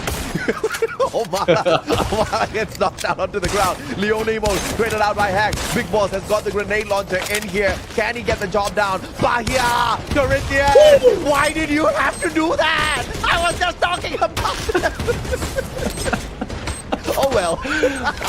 Well, it is what it is right now. At least Wask managed to get a good foothold on this phase of the circle. But one of Team Falcons this time around is trying to gatekeep Fluxo, but they got the board of staying into that compound, step outside, and that might cost them a few more. X-More has the sight of one of the players of 6 Karma, but no hits just yet. Finally, a hit onto Bad, and he is hit bad with only half health. Fluxo to the opposite side, all thanks to the launch pad. But it's now Bigatron Delta. Can they shut down yet another Titan here, just like what they did up against Falcons time and time again in the Seed Finals? MT7 with the AWM, can't find the angle, just hit. What's that X-Ball? That's the big one! But X-Ball actually breaks his own angles by falling off of the roof. MT7 will claim his life. 6 Karma out of the equation already, and Fluxo doing so much damage. They won the Booyah this time. And they want the Booyah. Let's see if they can grab it. A lot of teams already in this area. Not only is Bigatron Delta that they are challenging, but also Corinthians, who is on the rooftop. On the other side of the map is, or on this compound, is Evo's Divine. And Nems right now managed to bring down one. Kocha goes down as well. And Corinthians just breaking the party from the outside. Corinthians out of nowhere, showing us exactly what they can do. Do they want to claim their very first Booyah in here? In order to do that, they needed Omala, they needed a Hack, but at least they still have Nando X. What can this man do? Falcons are still alive and kicking as well. WAD still in the game, but of course with very few players out there, this is going to be tough for them to secure. But Falcons on the other hand can smile year to year. They need to pick up on fire, but as I speak about that, AMAX, he was Divine ruining the plans of the Falcons. Yeah, only Peter remains. And let's see what miracle St. Peter will bring into this fight. Survivability might be a chance for them. But not only that, we also have one player from WAG waiting. NT7 though, the clutchery on a sniper up close and personal being hit, but the glue wall managed to save him for a moment. This is not a full squad battle. This might go in for a 1v1v1, but now Corinthians has a good chance to take over. They cross over on the other side and wait how it ends up on a three-way battle. Can we see a miracle here from MT7 once again before he goes down? One more point, perhaps. Yes, he does. What a shot! MT7, the god. 10 eliminations so far. He set a personal record by any standards out there. 11th elimination. MT7, can you get the 12th as well? Single-handedly carrying Fluxo. Can he get it? Up against Bahia X as well as Nando. Bahia flies on in. They've got the electrotherapy working as well. MT7, a little bit of lag on my screen, it doesn't matter. MT7 in a 1v2, still hanging on up against all these players, but Nando X puts him down on the ground. Horizon line not gonna work, and Corinthians secures their first booyah of their run here at the Global Finals. Corinthians are just going back and putting one on that booyah board, and that is what we love to see. But we love to see MT7 as well just spray it out with that sniper. I know it's difficult to hear that or to visualize that, but he did spray it out on a snipe. Bro, every single elimination from Fluxo came through from MT7. This guy is not about empty promises. This guy is all out beauty. This is what Free Fire is all about. And I am a fan. All right, we're going to go in onto this battle. We know it's Corinthians already winning this game. Let's head over to the interview and hear what they have to say after this match. They're just making us watch this one all the way. Hoje, com certeza, é um dia pra gente nunca mais esquecer. Segundo buia brasileiro por aqui, nas mãos do Timão. Timão entrou pra jogo, garantiu aí seu buia e foi uma final muito disputada. A gente tá aqui com o CPT, o Nando, e a Yusu vai começar as perguntas. Please, go ahead. Thank you, Carol. So, first of all, congratulations, Corinthians. You guys did a very great job, and what a game for 2 days. Then, you guys just had a very intensified combat with Fluxo. So, do you think, like, you can have a chance for yourself to go into the grand finals this time? Tudo bem, ela primeiramente parabenizou vocês por essa última partida, parabenizou vocês por estarem aqui também no Mundial, e ela falou que nessa última partida vocês tiveram um combate muito acirrado contra o Fluxo. Ela tá perguntando se vocês acham que tem chances de chegar até a final com esse mesmo jogo. Então, eu acredito que a gente consegue sim chegar até a final. A gente está tendo alguns problemas por conta do nosso estilo de jogo, que a gente está tendo que estudar mais tailandês, como é a nossa primeira vez, né, jogando contra eles. Então, eu acho que é mais questão de tempo para a gente se adaptar. E acredito que esse buia mostrou que a gente também não caindo cedo também, a gente consegue se levantar, né? A gente é um time resiliente e vai conseguir passar por cima disso. We believe we can make to the finals, but we know that we are having problems because we are newcomers here. Yeah. So we are the first time. This is the first time we are competing against Thailand, Indonesia, and Asian teams. So yeah, we understand the real situation here, and we are trying to figure out new stuff to get our buyas and to go on in the competition. Okay, so my next question is about the other teams. I would like to know who is the biggest enemy for Corinthians right now. Você entendeu? Mas fez uma carinha que entendeu. Fingi mesmo. Quero saber qual é o maior inimigo do Corinthians aqui na competição. Pra ser sincero, é nós mesmos, né? A gente tem que melhorar cada dia. Eu acredito que é só a gente. Perfeito. He said they are their own enemies here. No one here are the enemies, so they are their own enemies. I understand. You believe that? Yeah, I agree with that. Actually, you have to pass through yourself in order to grow. That's a very nice one. So, last questions for you. Since this is your first time fighting with the C region, do you think that they are making you guys feel overwhelmed? Já que essa é a primeira vez que vocês estão jogando contra os times asiáticos, você acha que isso dá mais pressão para vocês e faz com que vocês se sintam mais pressionados, um pouco mais cansados, pensando mais? Eu acredito que sim, na questão de pensar mais, né? Mas não que seja algo que a gente não consiga contornar, né? É apenas um problema que a gente vai ter que ir levando com o tempo e a gente vai conseguir encaixar nosso jogo, que é o que a gente pode mostrar agora. Yes, probably, but they think like the biggest problem here are themselves, so they will get out of their heads and they will be on the game from now on and they will try to work hard as they can.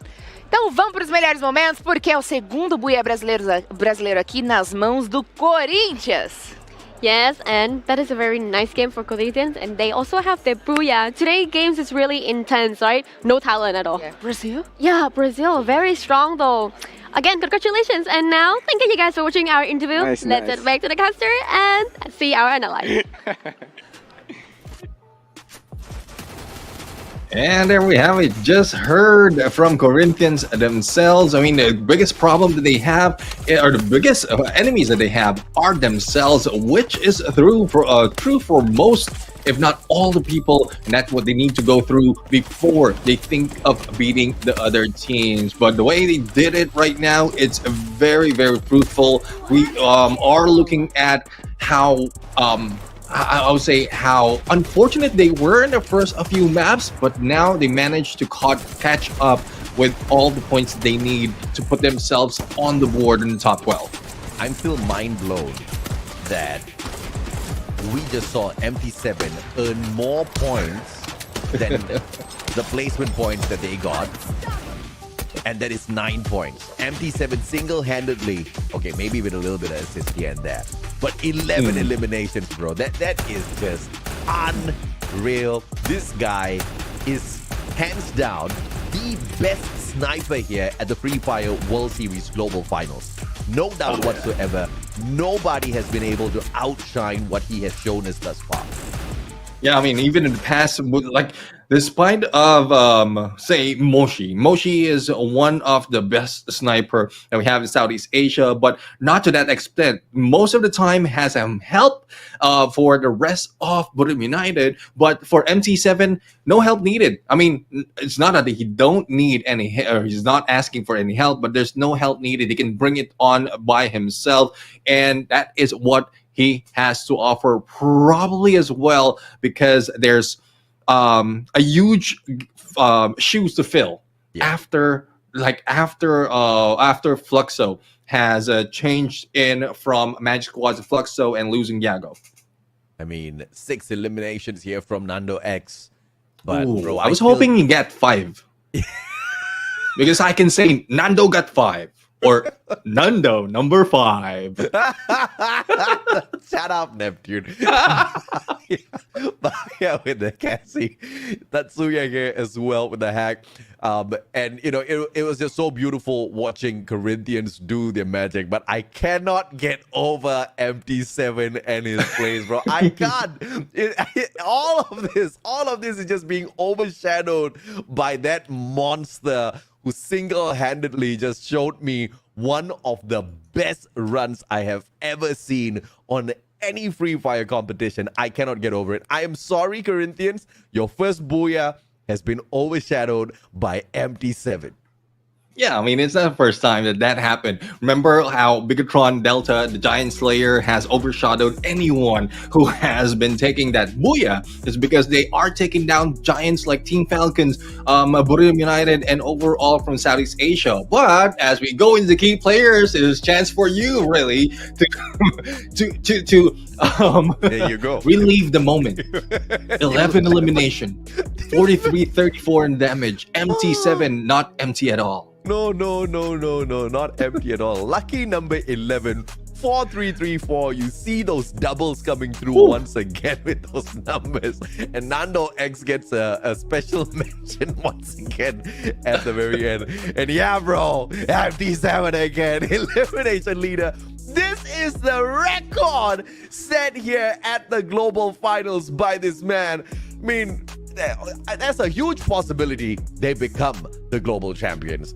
But even if they don't, they have literally made their name right here with this game through this man.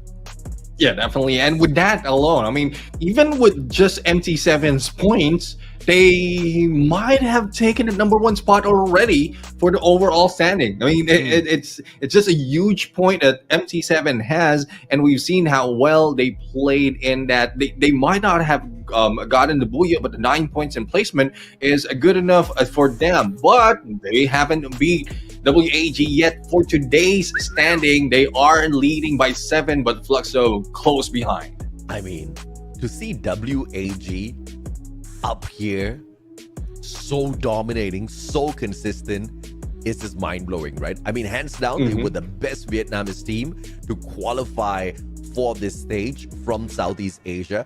WAG outdid teams like RRQ, EVOS Divine, Bigatron Delta, Hua Esports, and even AG Global on the finals. And that's something nobody saw coming. But to make it through from C finals into global finals, and to maintain that consistency, to maintain that dominance, and with just one day of play, show up in the top 12 is... I don't even... Today has just been the kind of day where I am just getting my mind blown all over the place, Neptune. I mean, that's... I guess that's a good thing, though. Yeah, it's a great thing. It's a good thing. Yeah. But as we look at the overall standings, yes, it is true. Fluxo managed to grab that number one spot, leaving Twisted Mind behind between 5 points, and as well as Borem United below with 20 points after Twisted Mind. Bigatron Delta very close, reaching the first century point that they have, and Corinthians after the Booyah is now number 5. CLG has been pushed down, and the rest of the teams just making their way. WAG cross over onto the left side of the map, and now we are we are very, very close to ending it with only 2 more maps to go. One more game, if WAG scores somewhere in the region of 20 points, just one more game, they would be hands down the most improved team I have ever seen in my life. Like, oh yeah, hands down, right? Because at one point of time, nobody used to even give Vietnam a second look in the world of Free Fire. Nobody thought the region as a threat, but clearly today they have proven a very different story. And let's just see if or not they will be able to continue proving that, right? Because consistency has been a problem in the past. They have proven that it is not something that they have to deal with or be worried about back to back now. But I want to see them drag it on into the 3rd game. But of course, we'll be back in a bit to catch up with you guys. Sí, ¿vos de qué parte sos? No, no está cerca del mar. Yo de aquí, de la ciudad. Mira. ¿Tú de qué parte eres? Del norte. Es una zona cerca de Bolivia, pero...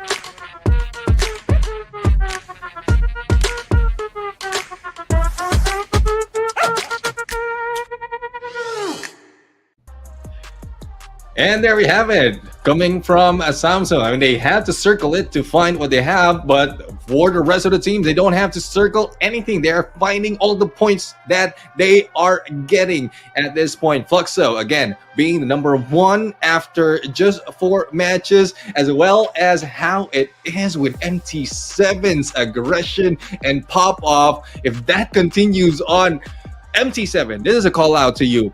Blow AJ's mind even more. Nah, I don't think every day is Christmas. I don't think Santa Claus visits your house twice. I think MT7 is gonna disappoint me if I expect more from him.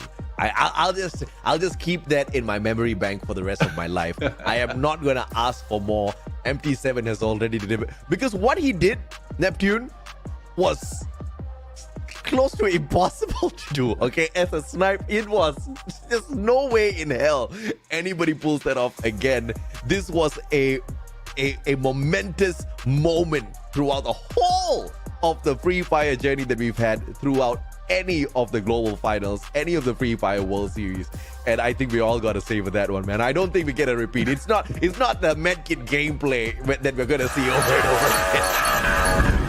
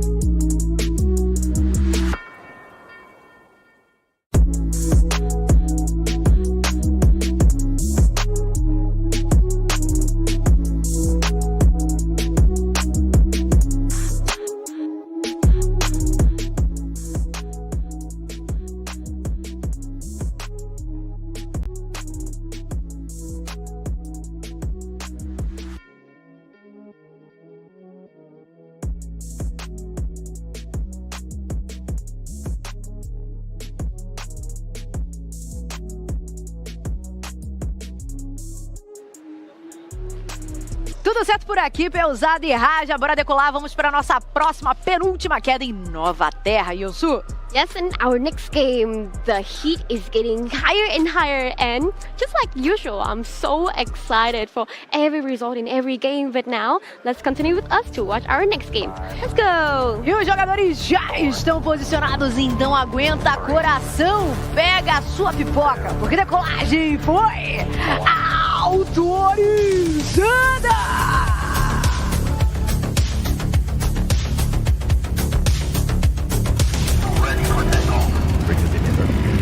Yep.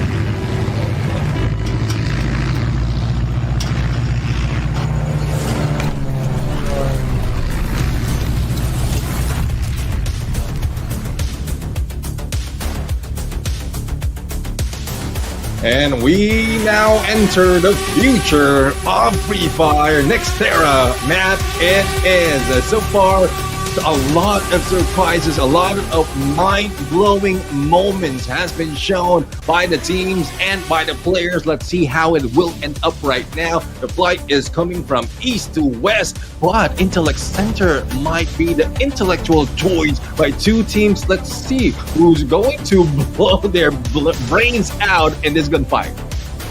Maybe MT7 again. But of course, it's all dependent on whether or not he can find an AWM or the M82B so that he can wreak havoc once again. I mean, I am going to allow that gameplay of his to live rent-free in my head for a long, long time. But I wouldn't mind if he gives me another clip to remember. Flame God, sprayed down by Cougar. Ooh, this is a revenge here from Attack All Around, because Evo's Divine did kind of foil their plans not once but twice today.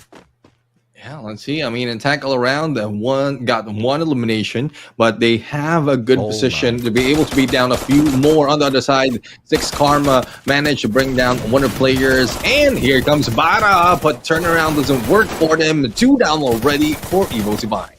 Looks like they're looking for the third one. Hasn't fully spotted out that guy just yet. Wask lost 2 players earlier on as well. Not looking too good for that team to find that final circle, but of course, it is not over till it's truly over. Oh my lord, yes, I was speaking about them, it might just be over. Domin goes down. Who's the final player on the side of Wasp? We will have to wait and see. Purgatory right above A-Bags. X-Ball, holy mama! WAG, you just had to do it. I mean, Wask has been somewhat improving, but the other teams, other players also improving overall, and they're hungry for elimination. The same goes for Attack All Around. They're hungry to beat down Evo's Divine. Only 2 players remaining, and they know the plan out here for Evo's Divine. Go in for the vending machine, and that is what they did. So what does Evo's Divine do? Just fly away and try to find another machine. Ray catches up with A-Bags. Montevilla finding bad with a VSK headshot, and a quick elimination coming through as well. But Nico brings the man right back in. Very smart play. Has enough money to do that. Noda finding Nico. And 6 Karma in a little bit of a world of pain. And finally, Fluxo deciding to go in here for the flush, led by Butsin as well as Bobs. MT7 and Jude not too far behind them. Question is, what is MT7 carrying? The XM8. Okay, it's not going to be very dangerous from them. I mean, he have a lot of choice. Earlier, he was carrying a Thompson, and then he switched into XM8 and goes back. And let's see if they can go in for a better fight right now. FGL action just to push out a Bigatron Delta, and there's nowhere else to run but up, so they used that flunch pad to get away, and they did cross over onto the other side, but into the hands of 6 Karma, who I would say is not doing good because of all the elimination against them earlier. Yeah, 6 Karma. CLG will be the distraction here. But look at this, man. CLG stopping by to shut down Bigatron Delta instead, catching them off guard. Riptide Rhythm takes down all of their defenses. So the crossover loses 2 players for the side of Bigatron Delta. And 6 Karma actually gets away from Hot Soup here as CLG finds another prey to torture. Let's see. I mean, Joker goes in dark right now for a takedown, followed up by FAQ. Now, Kyung, the only one remaining for Bigatron and Delta. Oh, there's another one on the other side, though. And Kyung will be hit down. Only a few HP. And BTR will be eliminated on 11. 2 games back-to-back. Bigatron Delta bite the dust early. That's not good for business at all, but that's exactly how the cookie crumbles here at the Global Finals. Puga finding Ray.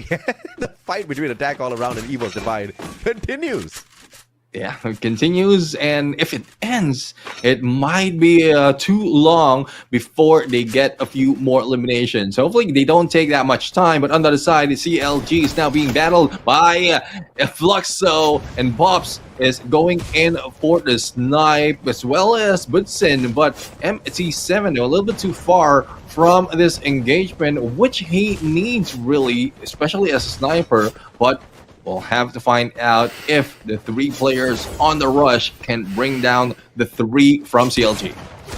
Then finds yet another. CLG gets the revival and the player flies away from this compound, which means the team will not get wiped out just yet, unless, of course, the revived player gets caught out by someone else.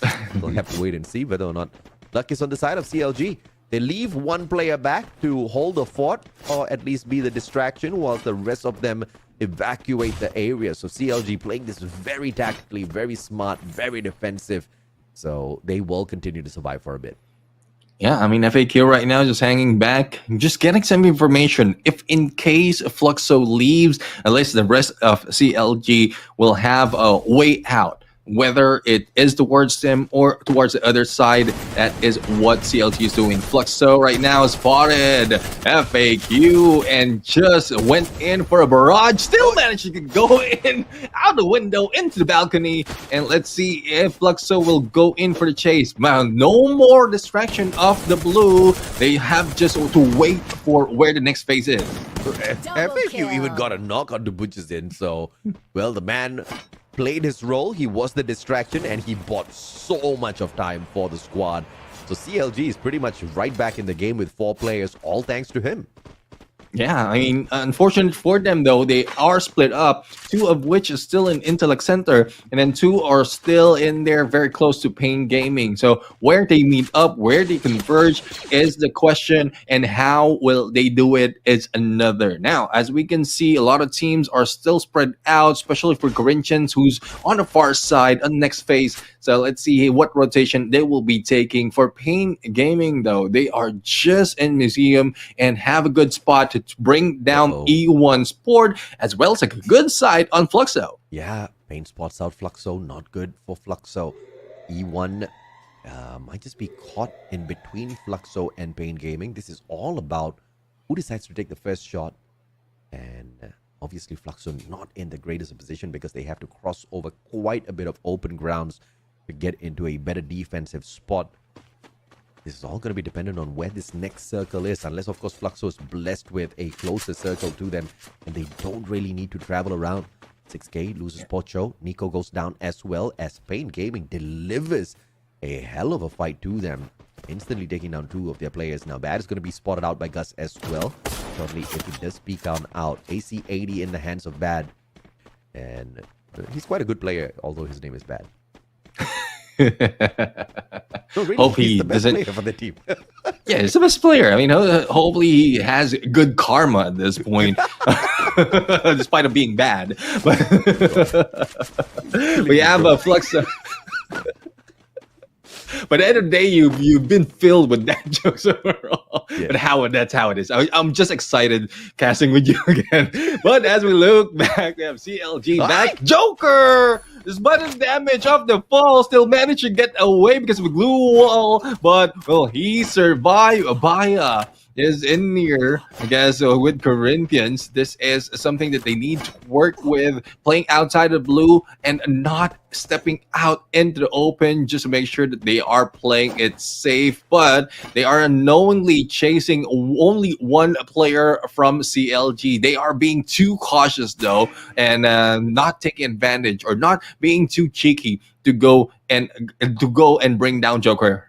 Okay, I thought they were going to miss him. The Joker gets caught out. CLG loses yet another player. Otavia finding Pocho as well once again. And Sis Karma really being tortured out there, being forced to revive player after player after player. CLG left with a single player on their side. 6 Karma left with 2. Although I find it hard to believe that little scoreboard. It has tricked me one too many times. But one thing is for sure though, Pain Gaming is doing well after 2 bad games. Imagine 2 matches of 0 points overall, not even elimination, and this is what they are aiming for, to get a few of elimination as well as survive a little bit longer for those placement, and that can recover. I mean, that can cover the loss that they have for the 2 matches. Evo Divino, on the other hand, they have 2 elimination already, had a good spot to see and gatekeep attack all around, but they also need to move out because in 10 seconds the blue will be closing in. Retire Rhythm taking down the glue wall, but Poon God managed to rush in onto one side, but a 1v3 might happen in a bit. I mean, look at the movements from attack all around. You guys just gotta love this. VSK finds one connection though out of A-back.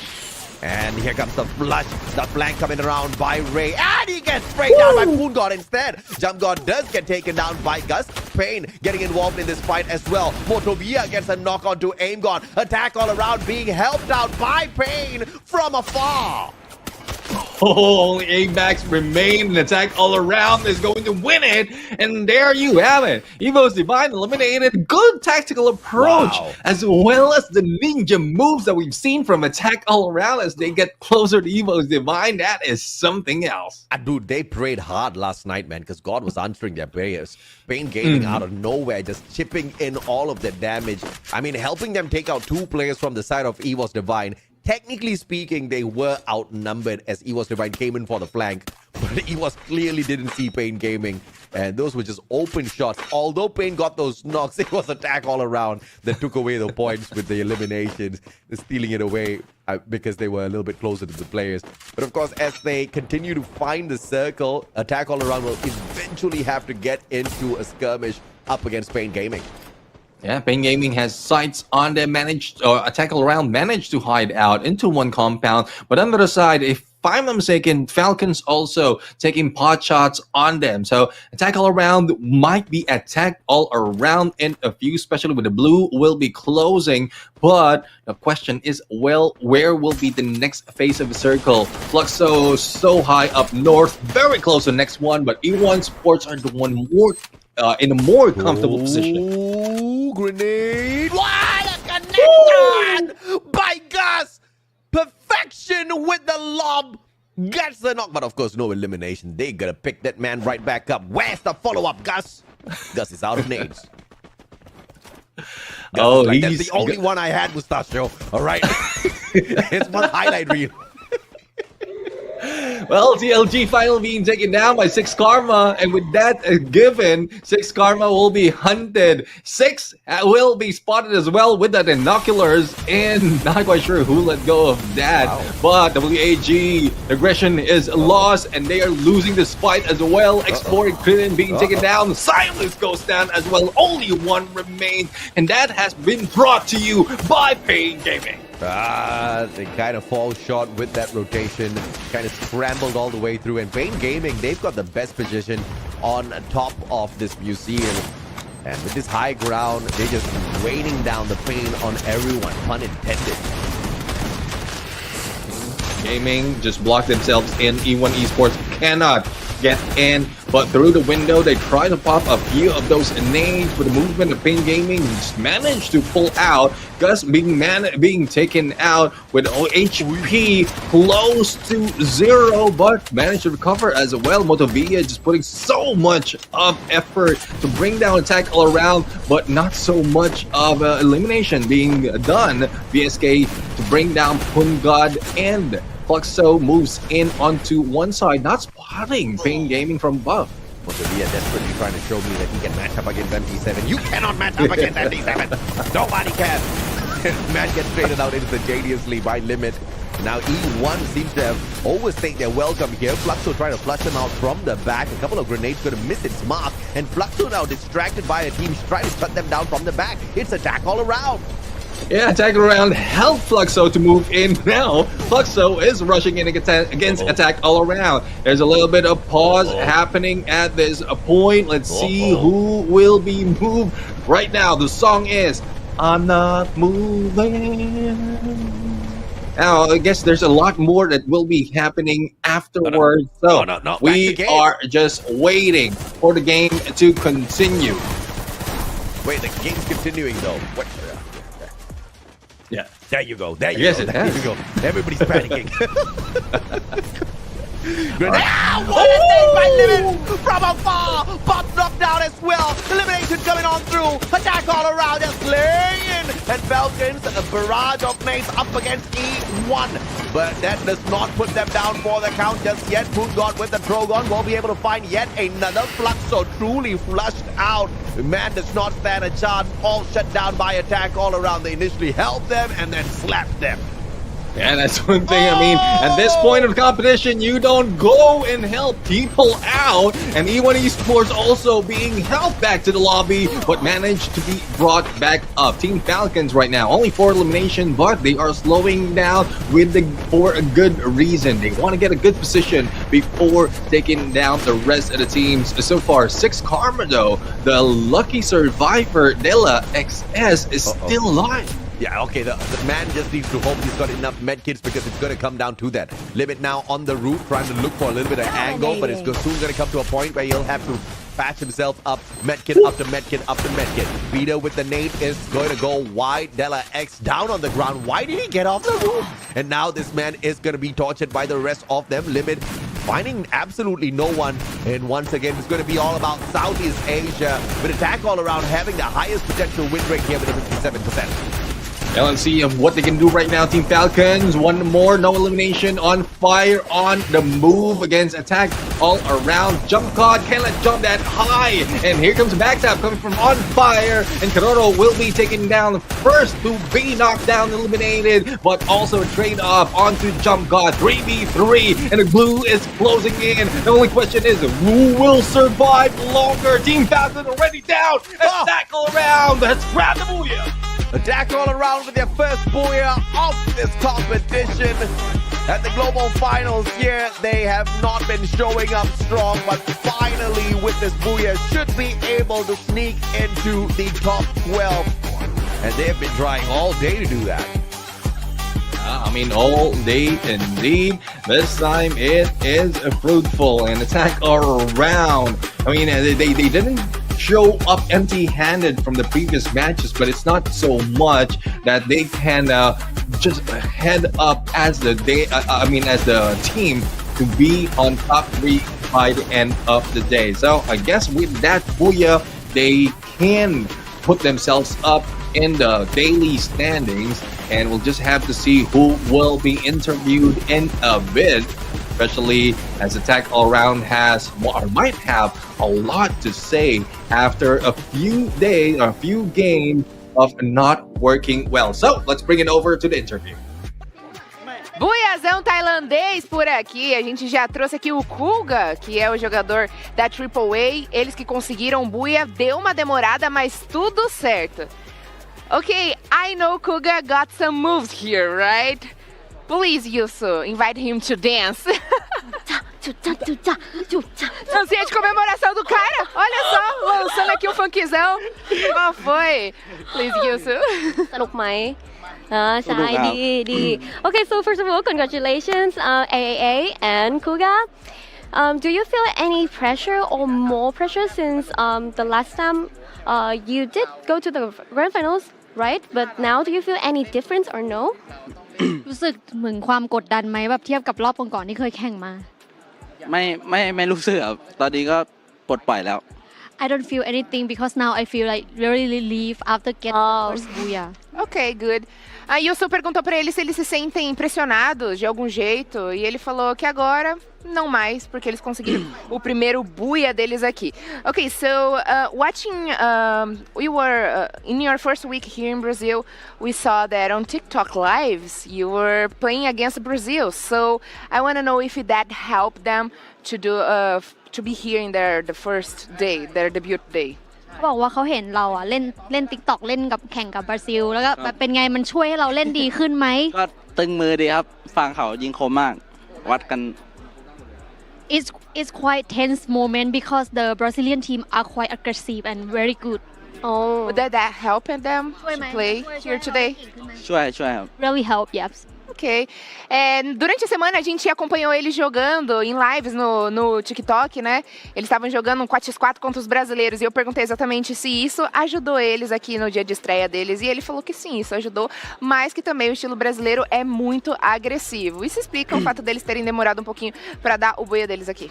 Kuga, besides your first booyah here that makes you feel happy, is there anything here in Rio makes you feel joyful or you really like here? เพราะว่าเราเพิ่งได้บูย่ามามันทำให้เราอารมณ์ดีแล้วแต่ว่าทีเนี้ยมีอะไรในเมืองนี้ไหมที่แบบทำให้เรารู้สึกแฮปปี้ที่อยู่ที่นี่ก็รู้สึกเจออะไรใหม่ๆครับอากาศแล้วก็ที่อยู่สาวๆก็ได้ครับ Yeah, it's like I got to see new experience being here. Like the weather is nice, the food is okay, and especially Brazilian girls. Oh, again. Ok, that was unexpected.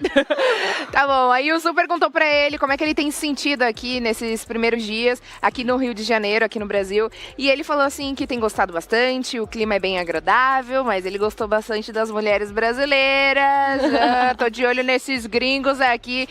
First to finish, I would like to know, based on what we have watched yesterday, Thailand teams, they did really good. So, Twisted Minds and also Buriram. And I would like to know if he, as a Thailand team as well, if he feels pressure to be good today as well. เนื่องจากเมื่อวานทีมบุรีรัมย์กับทีมทวิตเต็ดทำไว้ดีมากรู้สึกว่ามันทำให้เรากดดันไหมที่แบบวันนี้เราเหมือนต้องดีอย่างเขาไม่ครับก็ชิวๆครับไปเรื่อยๆชิวๆYeah, not at all. Just like be chill and like play as we got from the coach. Ok. Perguntei pra ele, baseado no que a gente assistiu ontem, né? Os times tailandeses foram muito bem, Twisted Minds, Buriram. E se eles, por serem um time tailandês também, se eles sentiram pressão pra jogarem hoje. E ele falou que não sentiu nada, que tá tudo bem, só precisava acertar o momento certo de conseguir o buia deles por aqui. Minha família, bora de melhores momentos, porque a Buriram um time tailandês, conseguiu também mais um buia no dia de hoje. Highlights? Yes, and thank you so much and congratulations, Kuga. And now say goodbye to the audience and we will go back to our caster. Show me your nails. Your moves. No, show me your nails. Is it got a black nails? Yep, we got black nails. Thank you so much and let's head back to the casters. Just show the woman your nails, man. I mean, how many times did she gotta ask? But 33 points from attack all around still cannot beat the record set by WAG. But either way, the records are mostly being set by the Southeast Asian teams, except that one MT7 record. I mean, that record is hard to beat. Definitely. I mean, 34, 33 points. That has been done by the other teams. But what MT7 has done is tough to beat, despite of how they are not grabbing booyahs. But at least they are still proving that they can bring themselves or steady themselves in number one spot. Now let's see on how it ended up with some of the matches, especially with attack all around. They maintain their position overall, even against Team Falcons. And I guess the most well thought of is that second floor or rooftop gameplay that has been brought in, because more of a less chance for them to be hit and more chance for them to survive because of the blue. You know what's insane, Neptune? The fact that Twisted Minds and Buriram are still in the top 3, which means, and there's only one team in Group B that has overtaken them, that's Fluxo. And that being said, they're not too far away from Twisted Minds. They're just 17 points ahead. Every other team from Group B is still under Buriram as well as Twisted Minds. But of course, we'll continue with the conversation a little bit. Let's highlight Mr. Limit here. 7 eliminations. And this is the man that finally took Motovia off of that roof at Museum, because Motovia was just doing too much of damage on all of the other teams.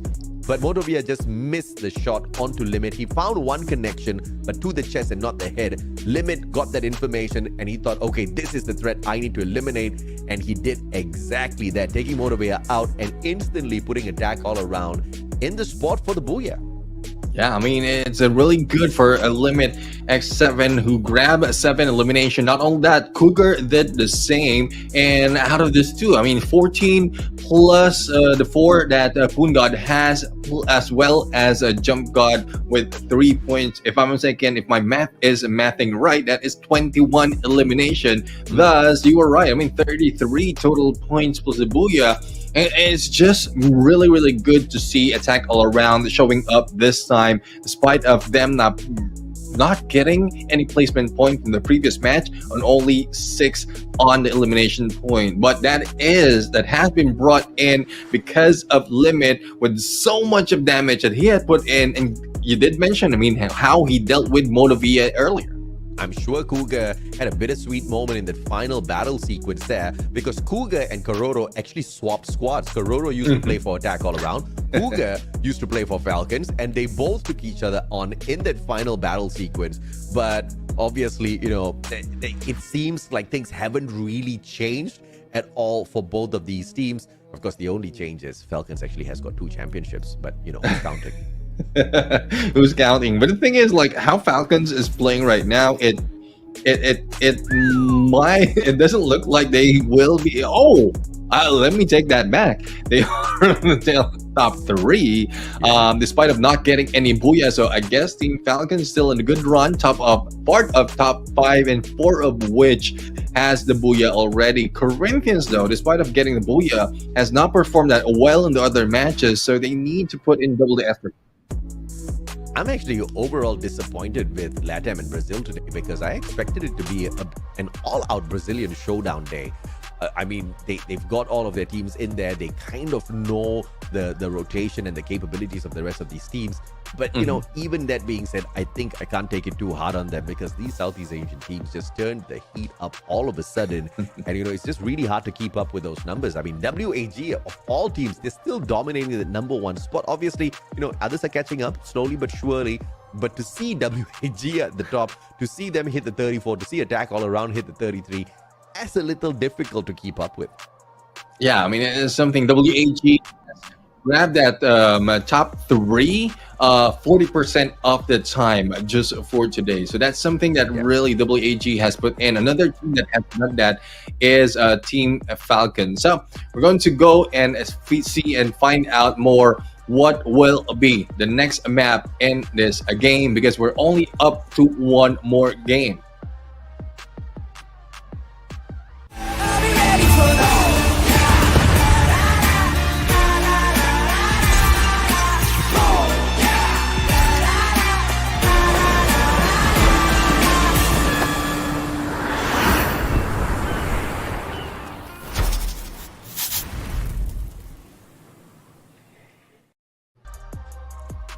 And of course, ladies and gentlemen, boys and girls, what I expected to be a Brazilian as well as Latin day is turning out to be a Southeast Asian day. Come on, we've had too much of that already yesterday. And if we have it today, tomorrow, you know we're going to have more of that, because we're going to have 4 Thai teams in the mix playing it out. WAG is going to be there as well. So everybody's going to be rushing in here for the points. But of course, I want to see if or not Fluxo can also end the day with a Booyah. We are on standby to see the map selected, to see exactly who's going to be blessed with this map. And obviously, you've got the numbers here, Neptune. Fluxo, I believe they want to avoid Purgatory. Yeah, I mean, they're not really playing that well in Purgatory from yesterday, even up until today. So if that is the case, I mean, they're hoping not to get that Purgatory map for today. So let's head over to Map Selector and see where are we going for round number 6.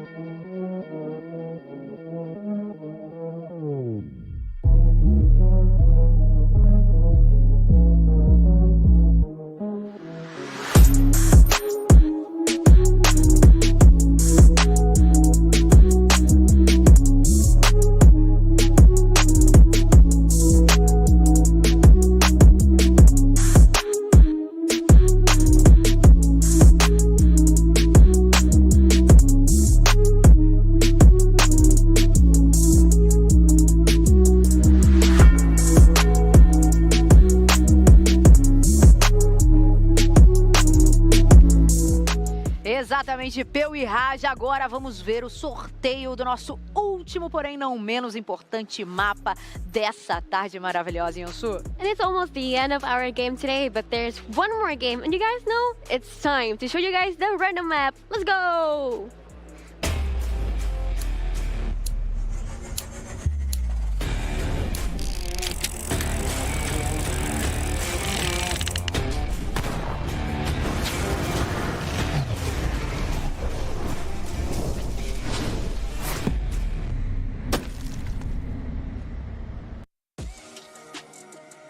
Brings the chaos once again. I guess we just saw attack all around, hit the beautiful 33, but maybe somebody is looking to outdo them this time around. Yeah, we'll have to find out. I mean, yesterday it is Twisted Mind who grabbed that booyah, but Twisted Mind will not be playing, so there's a huge chance that Attack All Around will be able to do that, or it might be Team Falcons because they did play second on that previous Nexterra. So that would depend on a lot of factors, a lot of variables, if they will be doing the same thing. But I'm pretty sure a lot of teams will not be doing the same mistake, as well as, you know how it is with Battle Royale, the dynamics of the circle going in, there's not so much that they can expect to be the same. I want to know what that conversation was about the tummy and a bullet whizzing past the tummy when he sucked it in. These boys know how to have a little bit of fun. Of course, it is not so fun if you are Wask or 6 Karma. And of course, it's a little bit worse if you're Wask because you played 2 days and you're still pretty much at the bottom of the leaderboard. And you have got 6 Karma who are almost overtaking your spot. And all they need is just 5 more points. So it's going to be a little tough to beat. And obviously, the best ones on this map attack all around with a total of 33 points and a single booyah to their name. Twisted Minds yesterday played it as well. Like you pointed out, they secured a booyah for themselves. Not a lot of stats for us to go on about, so we can't really say this is going to be for sure the next booyah takers. Like you said, Neptune, anything could happen. Yeah, let's see if they will be able to repeat any what's happening right here. But we're just waiting for the game to start. We're going to bring it over to Camilota as well as Yunsul for the game to begin. Tudo certo, ansiedade lá em cima para vermos quem será que vai conseguir conquistar esse último buia do nosso dia, Yonsu. And yes, our last game is here, and you guys already see the map, right? But I have a feeling my team, Vietnam team, will have a booyah again. I'm so excited for that. Let's go, everybody! Bora, Brasil! Porque os jogadores já estão posicionados, então aguenta coração, pega essa pipoca, porque a decolagem foi autorizada!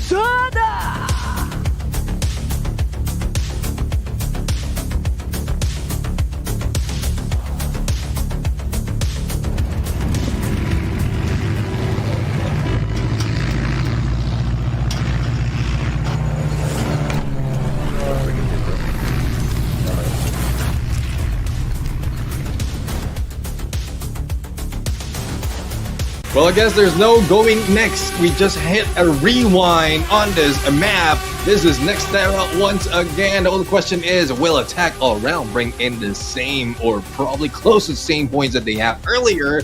That we have to see. But as you can see right now, the flight path is coming in from the south, from Deca Square, going into Intellect Center, and the same contender onto that area is back. And was up against 6 Karma as well. This is just gonna be an absolute repeat. Hopefully the circle does not repeat itself as well in terms of the sequence. Corinthians in close proximity up against Falcons, and there's a huge probability they quickly back away. That's what you can see on your screen right now. MT7 down on the ground. This time round, Bigatron Delta not wasting time at all. Koja gonna get tagged up. Parafall in the hands of Bobs. P90 in the hands of Koja though, as he does take MT7 out of the equation. Buchisin will pick Gio up instantaneously.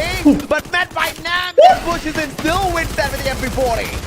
MP40 game playing up close and personal, not even giving that chance to blink, but Bigatron Delta, after bringing down 2 of the players from Fluxo, is being cleaned out. At 1v2 situation, which team will be knocked down? It is left to Bobs, and Bobs managed to survive. A run away onto the edge, but the pickup will be done on BDR. Oh, good play by Bobs here. Quickly picking up GU. It's a 2v2. Koja and Kyung are very low. So that means the players on the side of Fluxo can still turn things around. Bobs does not have a medkit on him. Drags come on through. GU down on the ground. Bobs has got 200 HP on him. Koja eliminated. It's now a 1v1 between these two boys. And GU wants to get back up on his feet. Bobs makes it a 2v1. 2v1, and Koja will be running, heading into the vending machine. I'm quite sure if he has Free Fire coins, be able to buy out, but there are a few laying on the ground. 500 already in hand, and double bag for that vending machine. So I guess that will be a good plan for Fluxo to do as well, but a little bit too late though, bringing Nems back. But the question is, will Nems go back in the same area, just far away from it? I think Nems is going to drop right back in here. They want to finish things off up against Fluxo. They clearly know who they're fighting up against. Pain Gaming up against 6 Karma. Wask in the vicinity as well. WAG's Allen calling for backup. Oh, this is a 4-way fight I never thought I would see so early. Yeah, 4-way fight indeed, but not so much of engagement, more of positioning being done. And 6 Karma is now taking high ground. Peter being hit, and pain has been felt. Recovery is being done on the other side. Corinthian is being brought down as well by Team Falcons, and WAG also putting in so much of points right now, and Motivia has been picked up. Now, a lot of engagement. There's no chance that one will be surviving right here without any damage. And Motivia once again playing the top of this museum roof. And he brought on so much of damage earlier on in the previous game. Wasp from afar, Riptide Rhythm finding the connection onto WAG's blue walls. And they're just trying to sneakily steal away a couple of points from afar. And finally realizing that they're not going to be able to do that from such a distance, they drop by Museum to check out what this is all about. I mean, they might not have heard Pain Gaming and the 6 Karma fighting out, or they're just taking advantage of it. Let's see who will survive. Domin managed to take down Nico, and on the other side we have Corinthians being brought down after battle of Team Falcons. Now Noda, XM8 in hand, just finding a good opening, but Gus managed to take down Wask already, and X4 out in the open. Not quite sure what he's doing right there. Hopefully WAG have good position, because they don't want to be stuck in the middle of this 4-way battle. And WAG kind of greedy because they saw Wask out in the open and they were trying their best to take them down. Big Boss buys Domin back, and Nano X brings back the other 2 players from the side of Corinthians. We are down on the ground. Krillin shot from afar. My God, that AC-80 hits hard. Instantaneously, Motivea has been brought back, and Pain's not waiting for any chance that they can be eliminated at this point. So Pain, 7 eliminations already in the first 5 minutes, and they need to move in. WAG is already flying in because of recovery. X-Bor, good position though, and 2 elimination, but he might be stuck later on once he drops. And X-Bor try to stop them, or at least slow them down. He has got clear line of sight. Peter XL tagged up. X-Bor in a lot of trouble now. Position given away already. And they start to fire back. Oh, Bada down on the ground. Hey, beautiful shots coming through from X-Bor. Gets the knock. Riptide Rhythm. Connection comes on through. Noda still up. Gus right in front. X-Bor trying to do it all on his own. And here comes Cyrus for the backup. Surprisingly, he's just doing it on his own, and it's about time that the rest of the teams, WAG, goes in for backup, but it's a little bit too late though, as Pain Gaming managed to fly away, fly high like a butterfly at this point, and they will live with the 7 elimination in hand, not taken out just yet. But on the other side, we have a fight of CLG, as well as I totally missed what team that was, but Wasp and Corinthians in a fight after Corinthians was taken down by Falcons earlier. Not bad at all for Wasp. 4 eliminations strong now. Full team has been through a revival flight already, but up against Corinthians to take down their top player Omala is a great big deal, especially if you're Wask. Fluxo now from up top. 2 players already on the revive flight, which is in as well as MT7, their star players. Scouting out hack from Corinthians, and what a shot once again. MT7 and VSK hits hard. Yeah, I mean, MT7 is just trying to impress you once again. But Wask, at this point, I mean, pretty impressive. Earlier, we've seen them try to make an effort to get all those knockdowns, but it's just conversion of elimination that is missing. This time, they have 4 already, and hopefully they can still put in the positioning gameplay that they have done so well. And let's add in a little bit of survivability towards the final circle. WAG up against Corinthians now, trying to gatekeep them. E1 on the other hand will find CLG. Drogon shot from Iguin. No full connections coming on through just yet. Joker shows up a little bit too much. And Flocky as well gets tagged up. And the rest of them just maintaining the pressure from that left-hand side. And the Riptide Rhythm, I don't even know who shot that one at them. Yeah, I mean, it's coming from the outside, probably a third party who's trying to disrupt this engagement. Vidin right now will be taken down. We still have another Vidin though, but Egwin will also be taken out. E1 Sport with 8 elimination. They cleared out the area, and CLG is out. Great play by E1. Elimination strong now. And the top of the leaderboard with the points, all thanks to the elims.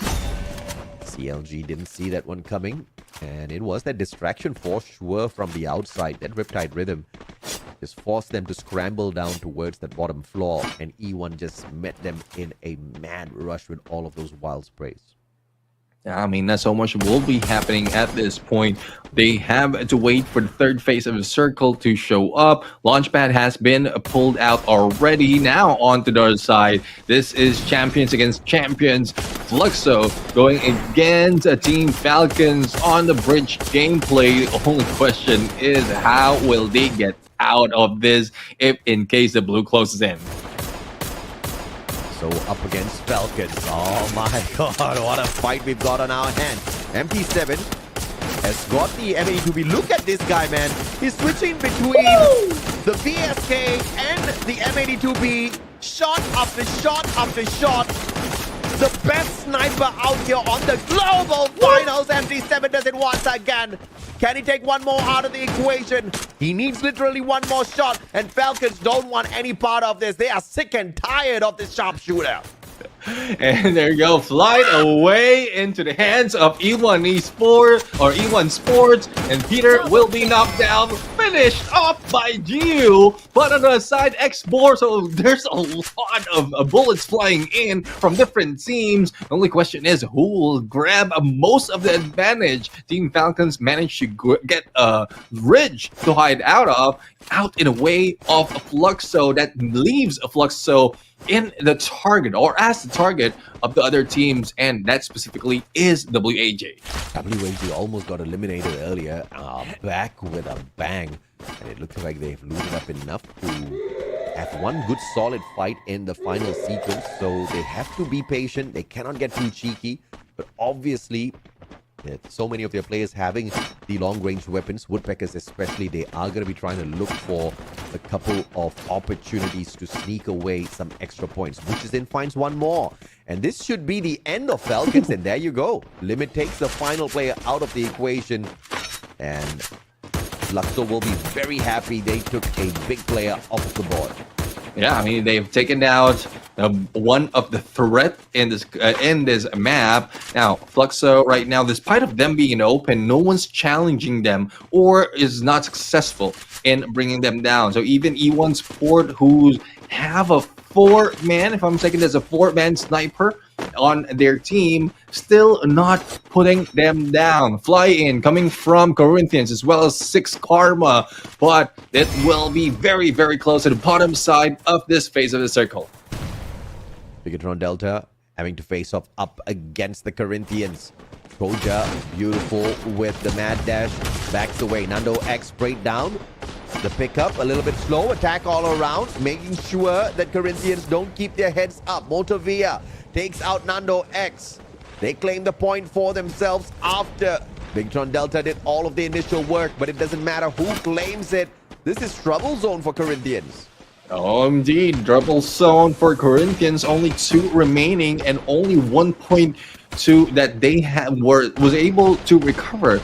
Now, they need to hide out. They are in the circle, and a lot of teams might be surrounding them later on, so they have to be very, very quiet at this point. Fluxo making their move finally up against E1 Sports. This one's a tough one. They just made their way in, but quickly under the bridge they go like little trolls. Very smart repositioning coming on through, leaving E1 Sports to deal with attack all around first. An attack all around might just be onto a back-to-back booyah here if they can get rid of E1 Sports, because that gives them a great position in the next circle.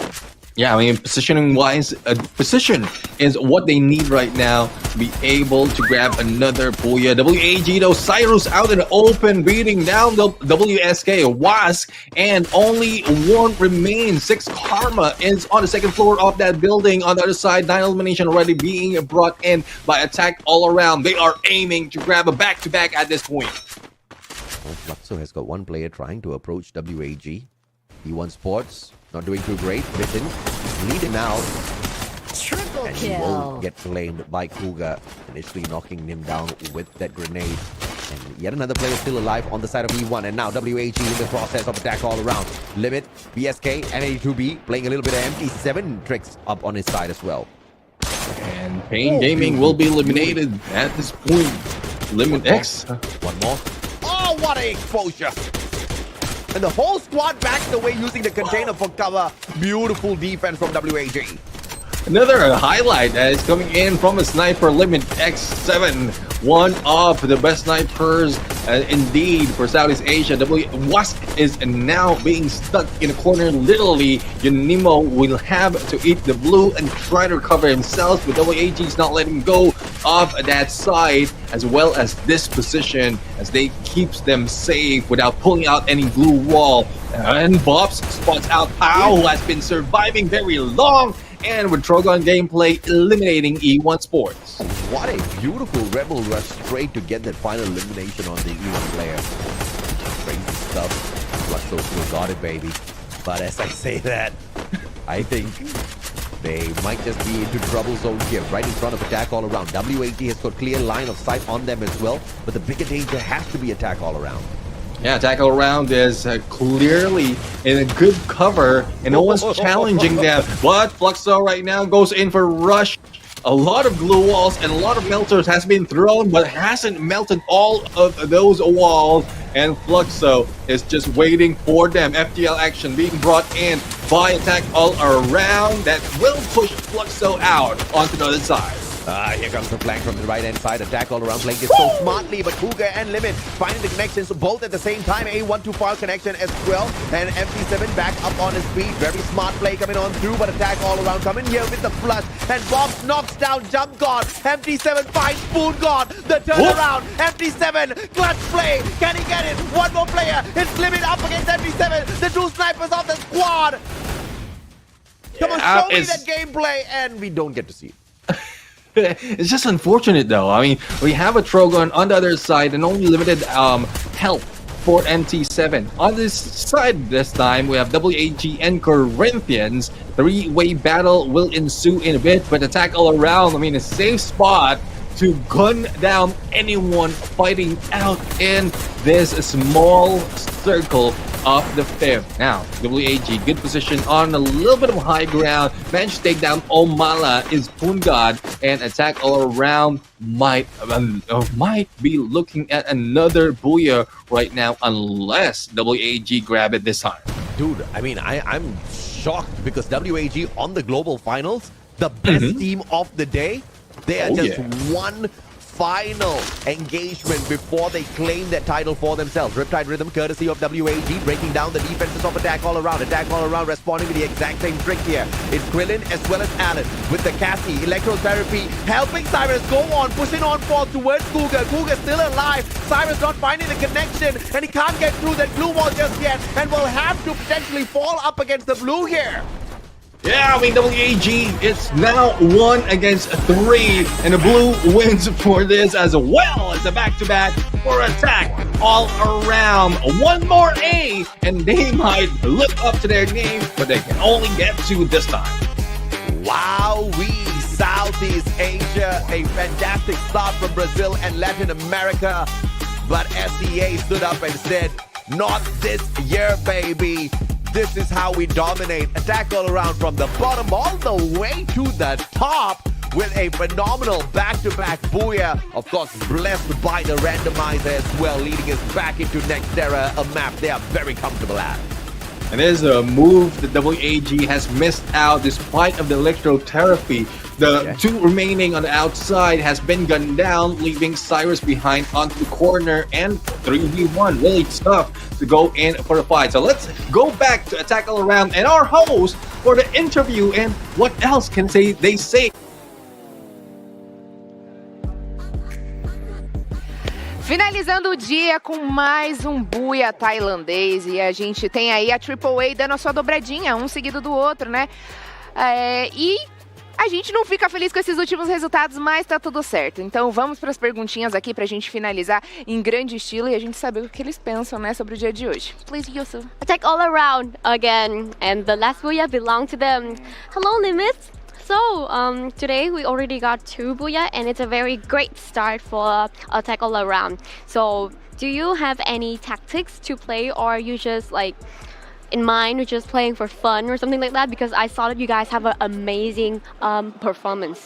เนื่องจากว่าเราได้2บูย่าแล้วเราก็จบเกมด้วยดีแล้วแบบตอนนี้ความคิดในใจเราเป็นยังไงบ้างแบบว่ามีเทคนิคอะไรที่อยากจะแชร์ไหมก็บรรยากาศในทีมครับแค่บรรยากาศในทีมดีทุกอย่างก็เปลี่ยนไปครับ I think the main point is that the environment inside the team, like if they are happy, then we all play happy.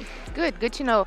A Yusuf perguntou pra eles se, pelos 2 bis que eles tiveram hoje, se de fato existe alguma tática, né, pra eles terem ido bem agora nessas últimas partidas. E ele falou que depende do clima do time, né, se eles estão felizes, eles vão conseguir bons resultados. My question is also similar of Yusuf. I would like to know if at the beginning they felt a little pressure by their debut day, and then they brought the game back to them after the first booyah. So, do they need a booyah to go so well like this? Can you keep it again? If they needed to get a booyah to be good in the competition, like to start, to have a fresh start.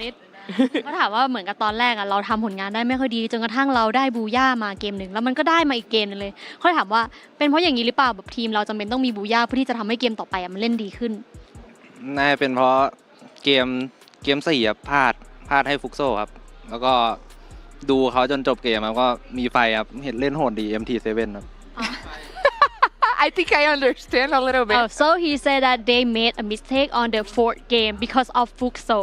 So that's why they keep watching them until the end, especially for MT7, and that like make them like boost more power to try to ok, that makes sense. Perguntei pra eles se eles estavam sentindo pressão no começo e eles precisavam de um booyah realmente pra conseguir aí ter melhores resultados, e ele falou que naquela partida que o MT7 fez muitas kills, eles se sentiram um pouquinho assim impressionados, e aí eles viram que eles precisavam se levantar e trazer o jogo a favor deles, então aí eles viram que eles tinham que trazer aquele estilo de jogo tailandês. First to finish, we don't have more time for questions, but I want to know if he got some moves like Cougar. ร้องเพลงให้หน่อยเพื่อนร้องเพลงให้หน่อย Vamos pros melhores momentos, minha família, nesse clima aqui. Highlights. Let's go back to your highlights, everyone. Thank you.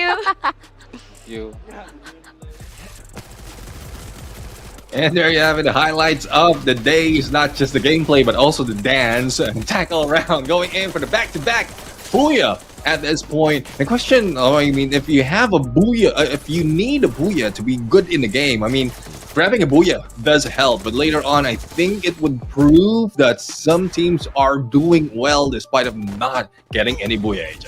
Oh yeah, I totally agree with you, man. But of course, I'm still counting. Attack All Around has not broken the record of WAG, and WAG stands still an opportunity to be the best team of the day. We have to take a look at the overall points collected through all of these squads that have been out here in action today. But I have to say, man, phenomenal showing by WAG. I am in disbelief as to how far Vietnam has come overall. A little bit of a misplay with the positioning for WAG for sure in the final battle sequence, and Cyrus kind of got stuck outside the circle, and obviously that kind of led to his demise a little bit too early. But in the overall grand scheme of things, how well WAG did in the day, I say hats off to them. They have definitely outdone any and all expectation that anyone has ever had for Vietnam. Yeah, I mean, definitely, especially with what you pointed out earlier. Most of the time, if WAG grab a booyah, the following would be a horrendous match, but it didn't happen. They waited for another map before it become that bad, but they managed to brought it back. But let's head over to the MVP still. It's Limit X7, this time with 5 elimination, 4,195 of damage, and 6 assists. Again, the sniper setup that he has on his loadout really gives him so much more. But looking at the rest of the teams, there's not so much of difference in terms of how their presets are, and this is what Attack All Around has to offer.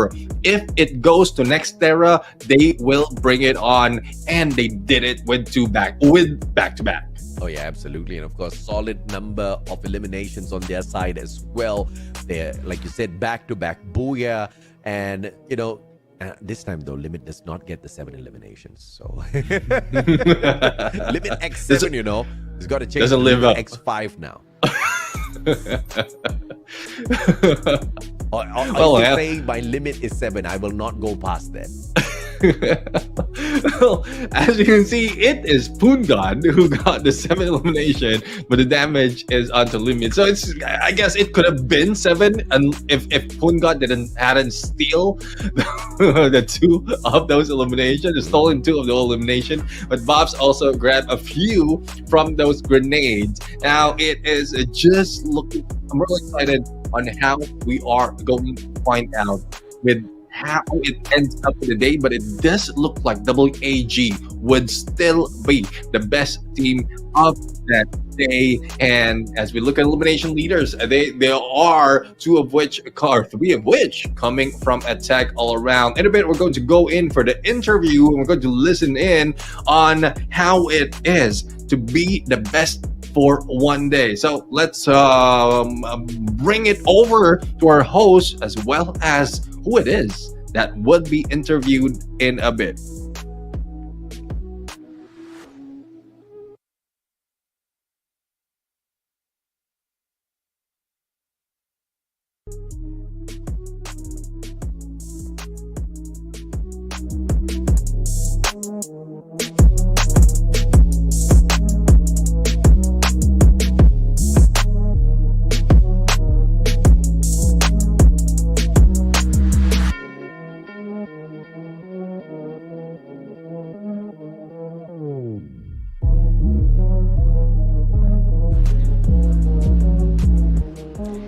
Maravilha! Então vamos fazer o nosso momentozinho aqui, né, do MVP Kaspersky. Quero, produção, cadê o troféu?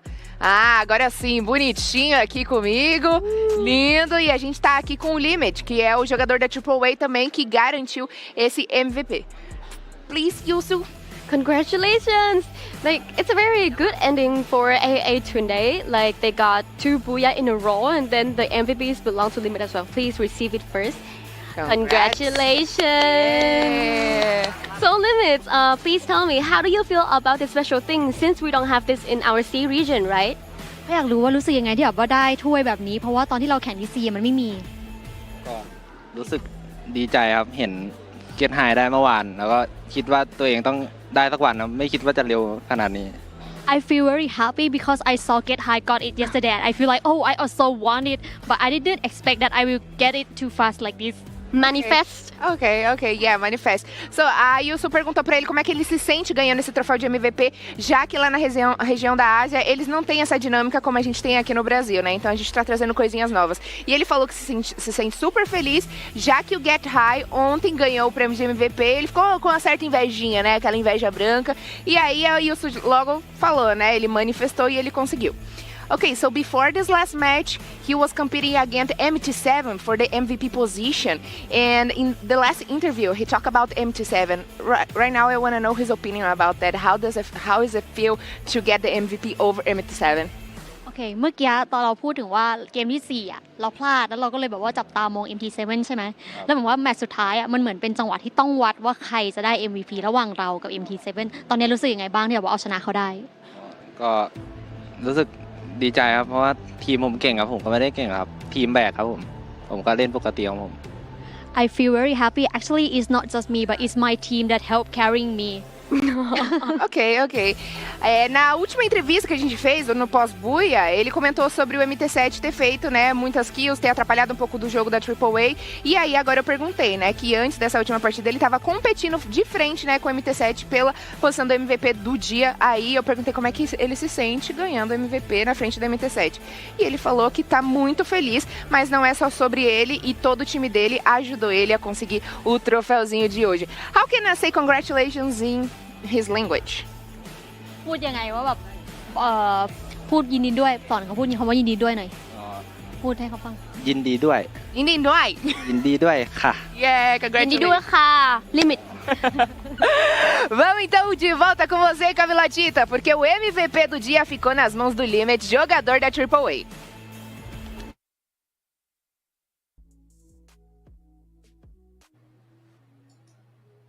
But I guess it's back to us, ladies and gentlemen, boys and girls. Attack all around with the double booyah of the day. But did they get that #1 spot on the overall leaderboard? We'll have to wait and see. 18 eliminations for Mr. Limit X7. I guess he exceeded the 7 in terms of the target. 15,707 on the damage. Holy mama, that's a lot. With the 15 assists as well.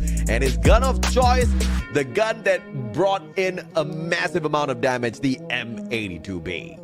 Yeah, I mean, this is a weapon of choice by a lot of snipers, especially in this level, this meta of the game, and especially, I did mention earlier, with our loadout or presets that they have, Skylar, we have the Moko, most of the time, that is a combination they have. The other one might be changing. I mean, Maro is a good, especially with distance that you have, you'll be able to increase your damage, but a lot has used different tactics, different characters as well, especially on the snipe. So we have Limit X7 as our MVP. We are just waiting to see how it ends for the day, as well as how it is overall, because we just won. I mean, we've seen so much of improvement, as we've seen so much of great performance as well for the other teams. But you did mention that even for those who didn't play, they still managed to keep themselves afloat. So how well did they I would say the other teams flunked out of grabbing their spot? Oh yeah, I mean, and of course Fluxo is a little bit happy, I guess. They are on the #1 spot by the end of the day, but they are only 31 points ahead of Twisted Minds, who have got 6 games to catch up. And if our calculations are right, Twisted Minds should be able to do that in 1 game. Yeah. I mean, it's especially as before we go there, team of the day, we have WAG. I mean, this makes us happy. This makes us proud, especially for those in Southeast Asia, especially as we've seen them as a most improved team overall. Oh yeah, most improved team ever in the world, in the history of Free Fire that I have been a part of in the past 4 going on 5 years. I cannot say how crazily impressed I am of this squad, of the whole Vietnamese region, because they did not motivate and push one team to a level like this. They motivated and pushed multiple teams to reach such a height, and it's just insane, man. 95 points, WAG, the most dominant team of the day. I mean, such a disappointment probably coming from Attack Color Round. Only 1 point between them, but at least they have the MVP, so that's that's a good balance. But it would be best if they have both the Team of the Day and the MVP. So yeah. I mean, it's more for them. But of course, my personal MVP is MT7 from Fluxo. Speaking of which, 87 points. Not good enough to win the World Championship, but good enough to be one of the threat for sure. And I'm just hoping and praying that, you know, they're kind of keeping some super skills hidden behind their sleeves and ready to pounce when the time is right. And this is what I was talking about. Twisted Minds has only played 6 games, but they're 31 points behind Fluxo. So, you know, Fluxo is going to say bye-bye to that number 1 spot very, very quickly as soon as tomorrow starts.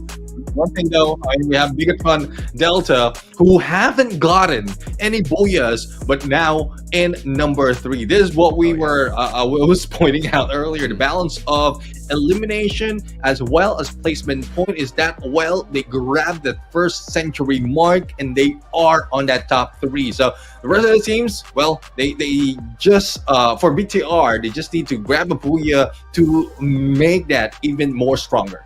Absolutely. And of course, WAG, which is 6 games played, they have already outdone 3 teams that have completed 12 games. Those 3 teams are CLG, EVOS Divine, as well as WASC. And they're not too far away from replacing teams like Corinthians as well as Bigatron Delta, because they're not too far behind in terms of points, right? 1 solid booyah. In fact, if they get to the final circle in the first game tomorrow, they're already going to do so much better than the teams from Group B, which is once again phenomenal. Once again, super impressive for a Vietnamese squad. And I keep stressing that because Vietnam really was not a big threat. But now, Vietnam could actually be the world champions. One good day, a few solid good games from them, and obviously, you know, some things going right as well in terms of teams like Twisted Minds. In fact, I wouldn't have said Twisted Minds if it wasn't for yesterday. If some teams like Buddha United Esports have a lot of pressure by some of these other teams, and by some miracle they just stumble on the grand finals day, WAG could bring the trophy back to Vietnam. That would be I have no words if that happens. I'm definitely. We will be shocked at that point if that happened. We'll be happy as well. I mean, again, the motivation of one team going into EWC. Now they are having multiple teams going into the global finals, and them grabbing like the championship. That would be something else. Just from here to here, real quick. Yeah, absolutely, man. I mean, the growth is phenomenal. And the growth for multiple teams within a region, all at the same time, you know, they are clearly doing something right.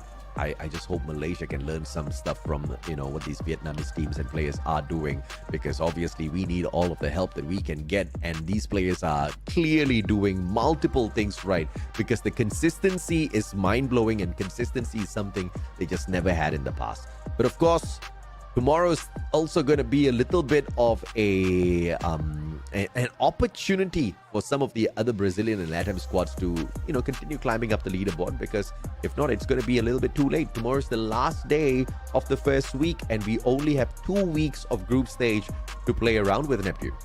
Yeah, definitely. I mean, that is how short it is for knockout stage, how small of an opportunity for the teams to grab those points and get to the top 12. But there we have it. We have entered 6 matches today. We're off to 6th match tomorrow. I'm really happy casting again with you and seeing all those engagement, all that's happening right now. And for those of you who aren't here watching, we bid you good night and thank you. We'll see you again tomorrow for another Free Fire World Series 2024 Global Finals. Goodbye.